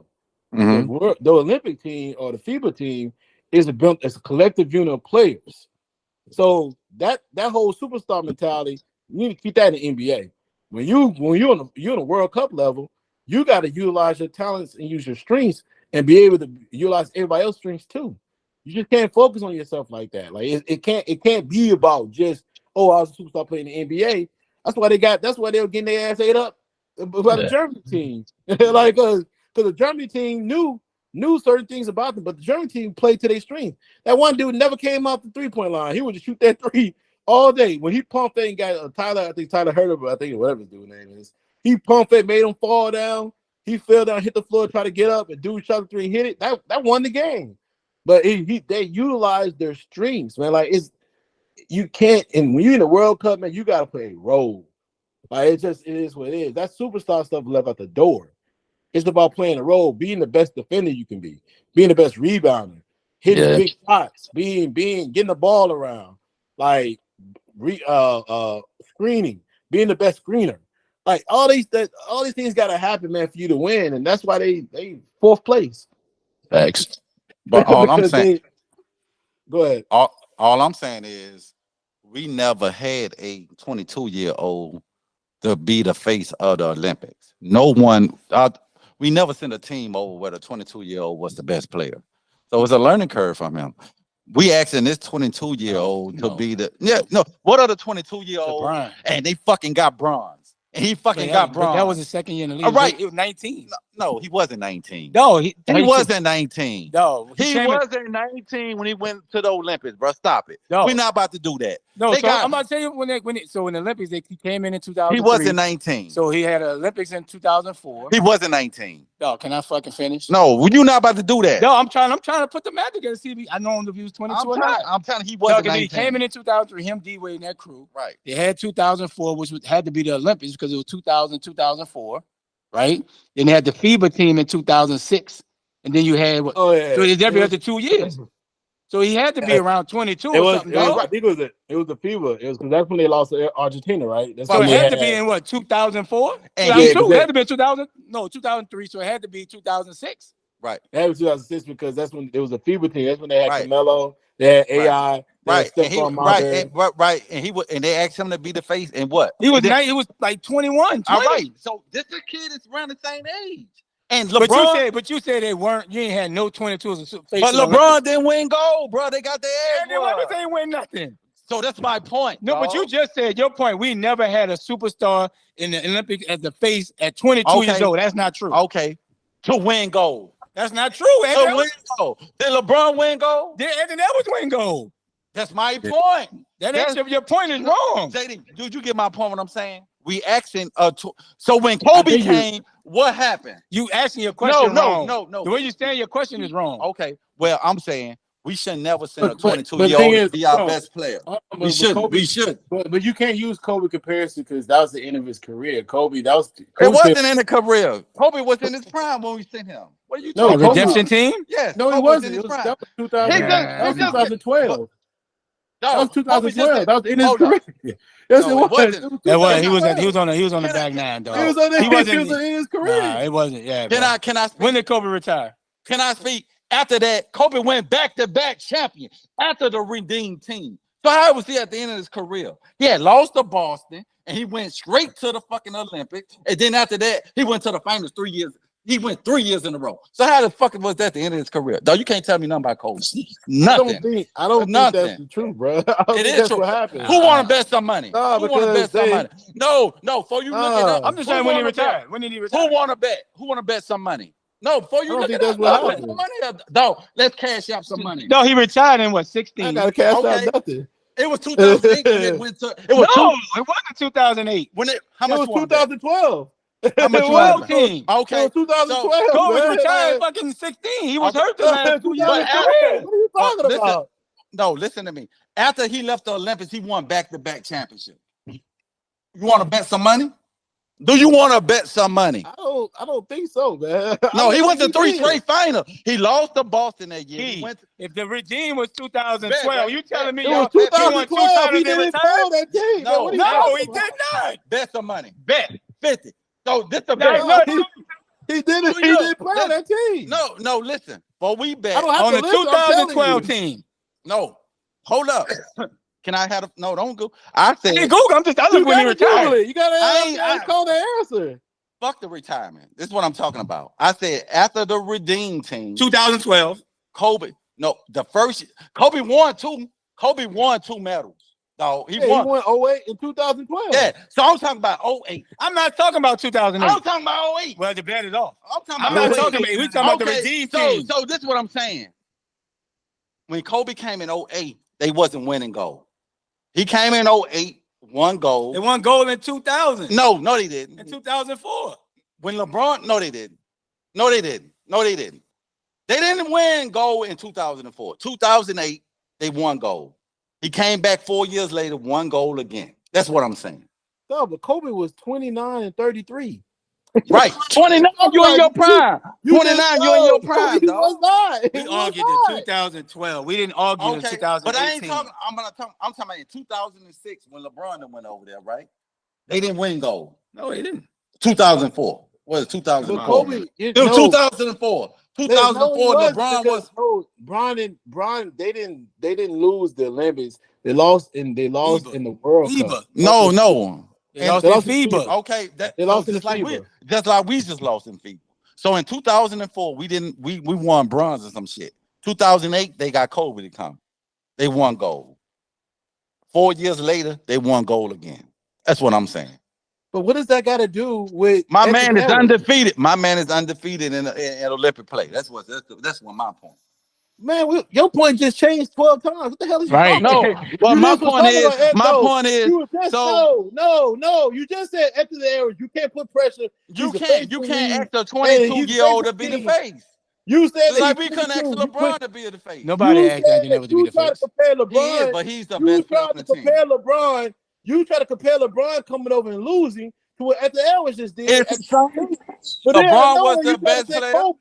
But just as knowing, you just talk about how Kobe came. Kobe was 29. Right, 33. that's my point. So y'all making my. What does that got to do with Anthony Edwards? You can't. Can I explain why you yelling? You can't. Okay, no. Let me explain what I'm saying. You can't ask a 22 or 23-year-old player to be the best on the team. You can't. To lead other people. That's my point. But it really ain't got no choice, though. When you the FIBA World Cup, you just not getting the big time stars. You ain't got no choice. But that's my point. So I'm gonna give him a pass. But that's when he was like, he got to learn how to get the ball to other people. That's my point. That's the point I'm making. No, he that's what I'm making. No, right? He do. My point ain't got nothing to do with it. My point is that this kid, whether he's 22, 21, 18, 19 years old, whatever he has to do, is tons of talent on the team. It's like it ain't just him. He may be the most talented, he may be the most gifted out of all of them, but it showed to me, watching him play, watching the last two games, that when he was trying to turn it on, it was hurting the team. I get that. It was hurting. It was one game he turned on, he had 34. It helped him win against Germany. I think it was at a Germany or whatever team. And it was a game, but he played in the confines of the team. And it worked. But the last two games I saw, the Canadian game, the game that really put them out, Germany, that it showed that when he could not get when he was trying to be turned on, it was hurting team. Period. I get that. I don't care about him being 22, 23. You got to give him that learning curve. He got it now. Played at Georgia. He knows how to play with everybody. It's different, bro. It's different. He's playing against 30. He knows how to play with subpar talent. He knows that, but when everybody is great, everybody is good, you got to know how to get the ball and make sure that you're moving the ball around. He was doing way too much ISO. He was doing way too much high pick and roll. He threw the worst pass I've ever seen. He knew that boy was going to catch that ball. I get it. That's not my point. So it just is what it is. That ain't my point. And then your boy B.I. was acting like a straight James, I'm going to get a chance, bro. You made your point. No, I did not. I let you talk about Kobe. I let you talk about Kobe for 10 minutes. Kobe on here, Kobe ran. I get it, though. But it's just gonna be hard to. It's gonna be hard to get these big time stars, bro. No matter if Anthony Edwards is the face of at 22, I get your point. But at the same time, bro, this gonna keep happening if they don't play better team basketball. I don't care for who you got. But that's what I'm saying, right? You need veterans players because Edwards is playing against those countries. They like 33, 34, 35 year old. Not all of them. Most of them. No. I'm talking about Gildress is but he got 20. How old is Shea Gildress? About nobody like 25? 21. Dylan Brooks ain't no jerk. Like you can't use that again, as y'all missing the point. But they got. We're not missing it. I get what you're saying. You can't expect a kid to be the leader, the face. Yes. I get it. But at the end of the day, what can you do when you're not getting the other big time stars that want to come play? It's gonna continue. Could be a cycle. But at some point, I would love him to go. I wish they would have got. They cut some good players. I want to see the kid from Sacramento be there. I would love to see him there. Fox. The point guard Fox. from Sacramento. Oh, Fox. they cut Fox. He I don't didn't know make they it. cut Fox, He but didn't Fox make it. did play.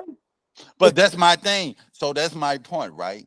Is Steve Kerr the right man? How the fuck you cut Fox, bro? But I don't know. You blaming just Kerr, dog. No, No, I so don't you know. don't think Kerr have an Ray? Stop it, bro. I'm not saying think, he don't. I'm not saying. You Hold don't think on. Kerr I'm got an not saying input that in they cut picking Fox. talent? I'm not saying they cut Fox. I'm not saying, but he's not on the roster. Right, And he I didn't wish make they it. would have gathered. But here's the thing. If you ain't make a team, you got cut, dog. But That's hold fucking from Pee Wee. hold on. It's not Steve Kerr's call. It's actually coming from Grant Hill. He runs the program.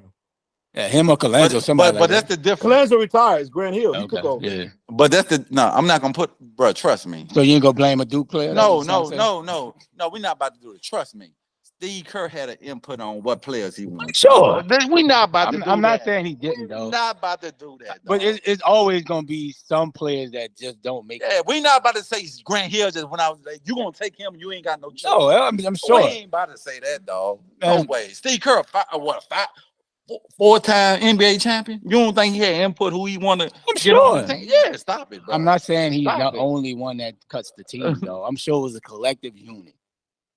Right? If he wanted and say he wanted Fox, I'm sure Fox would. Exactly. But there's gonna always be cuts because there's so many in that pool of people that just don't make the team. Like, I mean, you can't just blame Steve Kerr, dog. To say he didn't. I'm just saying, when you go over there, bro, I want coaches that gonna be able to relate to players. We're gonna see. So you telling me Steve Kerr can't relate to players?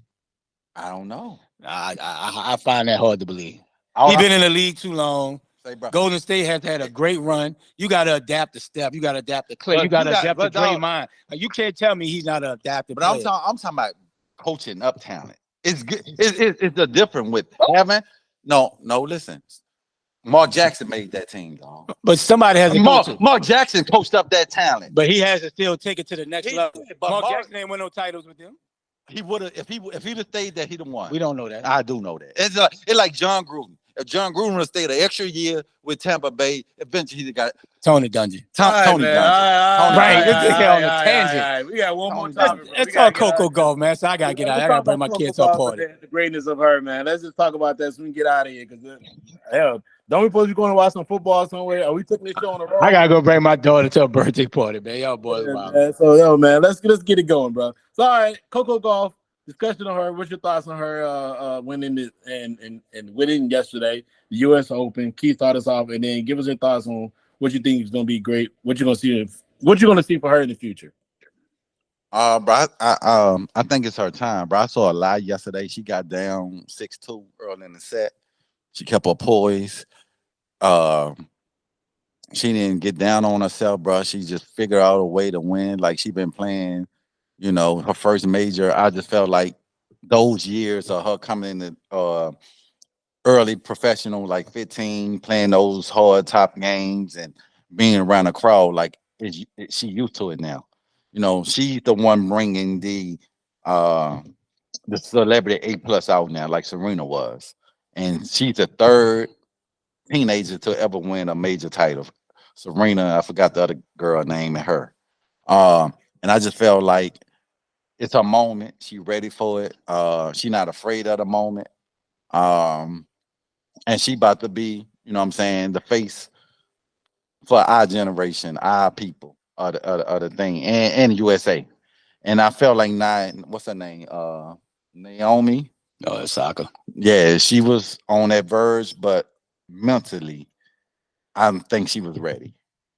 I think this girl ready physically and mentally. I think her mind is ready to handle it. Because it's a good thing once you get on top, when you're the hunted, how you handle it. Because everybody can win, but when you're the hunted, and I think she's mentally ready to be the hunted and defend and push the envelope. And that's what I think Naomi wasn't ready for. Yes. You know what I'm saying? Because, like you said, you can win a title. It's how you defend the title when everybody is coming for the title. Yes, sir. And I feel like mentally wise, this and that, she's built for this. And I think she's going to be the next great thing in tennis. Yeah, I agree, man. She showed adversity down in the championship set. Even in the earlier rounds, she had some adversity. And now her body looks like she's more mature. You know, she looks physically ready. And like I said, those early years when she was knocking on the door had all the hype and she's the next one. You You know, a lot of kids can't, adapt to that. Can't handle that pressure. We've seen it. Jennifer Capriati, Monica Seles. Like we've seen it before with a lot of young American Madison Keys. Like we've had a lot that had so much success early, but just couldn't get over the hump. And what I saw, this tournament in U.S. Open, she looked like she's ready. And like you said, we just going to see from here. We're not saying she's the next Serena because it's hard to win championships. It's hard to win on the different surfaces. So shout out to Coco Golf, man. Give her a round of applause. First Grand Slam championship. The sky's the limit for her. Yeah, I agree with everybody. I agree with the discussion points, what we're saying here. I think she's going to – I like her trajectory, right? I like her poise. I like her presence. I like her fiery demeanor at times when she needs to get going. She's always been a heck of a talent. We know the talent was there. I was just putting everything together. When she was a lot younger, you could see that you can see that youthfulness in her structure, her body. She's definitely put that work in the gym and building her muscle tone, building her structure up so she can be competitive against some of the people who are very strong, older, in their prime opponents. So that's what you're starting to see. You see that, like you can see the physical stature is building that confidence up, and she's becoming even more dominant. Her serve is strong, her movement is there, the footwork, the technique, the talent. She's there. It's time for her to build her own career in her name. I don't like everybody comparing her to Serena. Serena is the GOAT. But her trajectory is close. And, you can see the greatness in her. She keeps staying consistent, stay focused, man. And she's very spiritual. I love her family. I love her parents. You can tell they put in a lot of love and motivation in their kids. I think she has a younger brother that plays college football. So, they're very athletic, very talented family. So I think they have to be maybe a year apart from each other. So, there you can just see the amount of energy they invested in helping her build where she want to go. That level of investment is paying off. And so I'm just glad she's getting her just due. And I just want to continue her and wish her much success. I think she's going to be a very successful player. And if she gets to the level of Serena or past her, I love to see it. Tennis needs that. They need that more competitive. I love that about men. Men have this competitive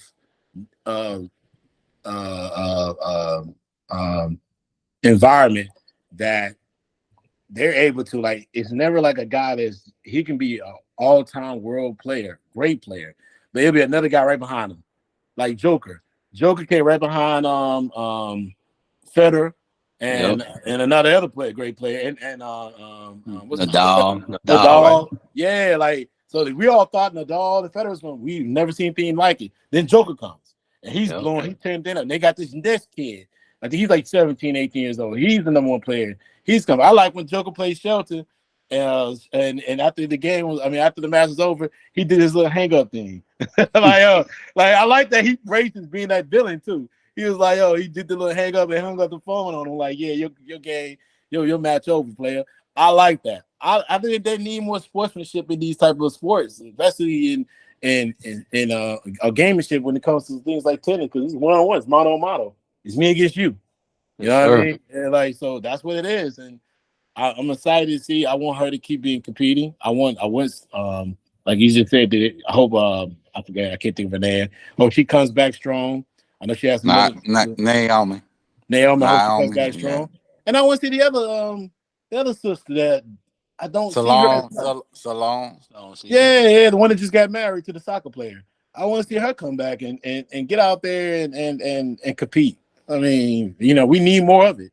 More black representation in tennis sport. Thanks. So congratulations on her, man. And she looked good. I mean, she looked strong. She'll be the number 3 world player at the end of this. So she's gonna continue. She keep that trajectory, bro. She's gonna be great. She's gonna be absolutely great, bro. She's definitely she's potentially on that verge.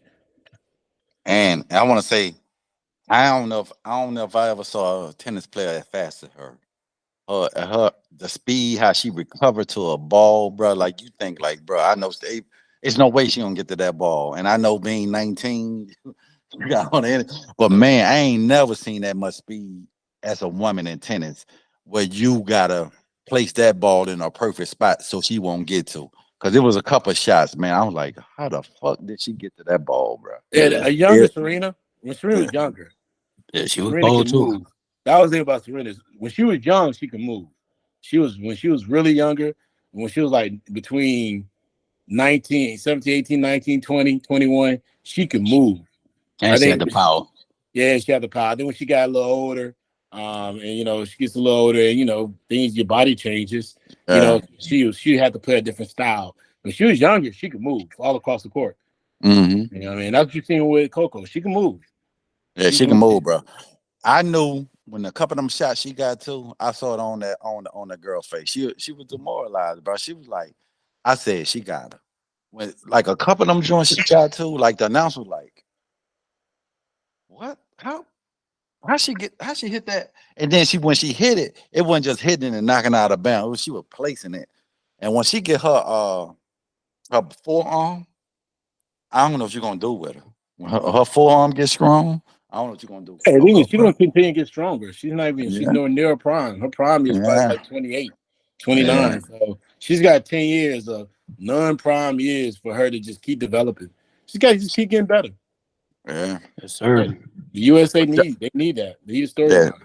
but shout out to her, bro. Shout out to you the Coco, you the main attraction in tennis right now. You had all the celebrities out last night. Everybody, all the A-listers. Yeah. It I was was just out in New happy. York. Like I said, I Yeah. was happy to see her parents, man. The fact that she caught her dad crying, Mhm. it was kind of funny. Mm-hmm. Mhm. Yes, You know what I sir. mean? So, I it's good. Like I said, good for them. Good for their family. Yeah, I get it, bro. It's just them hard sweat tears. You from a little girl, you looking back, man, taking her to practice, taking her to trainers, spending this money, investing in your what they call it, your fruit cane labor. Fruit see you Hey, labor. fruits Yeah. of your labor just here now. It's just Yeah. like it's just that's what you practice and put the work in to become a world champion. And when it happened, I can't even imagine, bro. I'd I probably be mean, crying too. they Yeah. they literally got a video of her there at the US Open at 9. And he took Yeah, her I there. saw that. I saw So that. Yeah, for her to be yeah, doing that, like, and just have that type of euphoria situation where it comes back around and she wins at 19, man, that right there can probably hit you in a different level. You know what I yeah. mean? So you got to respect that, man. And like I said, man, I'm just happy to see her parents doing well together. They be at the matches. Her dad can't watch it. He leaves all the time. So it's just good just to see them together, supporting her and supporting that family, man. So kudos to the golf family. Thanks. And that's crazy because that's how Serena Williams' dad was. He couldn't really just sit there and watch the match. He'd be walking up and down the hall, listen to the announcer. I get it, bro. Because when my son playing, bro, it'd be like a cats be like, bro, you ain't playing. My Apple Watch be going off like crazy, like my heart rate up. So I get it. Yes, sir. Yeah, man. So all right, man. So all right, that's our final topic for the day. All right, another spirited conversation, fellas. Absolutely. Get our final thoughts. We get out here. Start off, Key. Bro, another podcast, bro. Keep continuing to support. I get a lot of feedback in the streets when I wear my Apple. I mean, say my Apple. When I wear my when I wear my T-shirt, people say they go listen to it. They say we got a good product. So, you know what I'm saying, continue to support, share the word, bro. It's time for us to get on the nationwide, bro. Support. You like it, share with your friends. I know your girl or your husband or your side piece. Tell them, look, they want to listen to good dope podcast, bro. You know what I'm saying? You did come listen to it. We on every platform. We need the support, y'all. We trying to take this in, bro. Local. We want to go nationwide with this. Another great spirited show, bro. Good to be in the booth, man. Like I said, y'all just keep supporting it, man. JD. Yeah, man. Likewise, brother. It's good. It's good to get back out here and get some. We were last week was 2 deep, and now we're 3 deep, and hopefully next week be 4 deep. So we can be all in here, so we can really do some NFL discussion, man. Outside of that, Ray, get us out of here. All right, brother. Y'all be cool.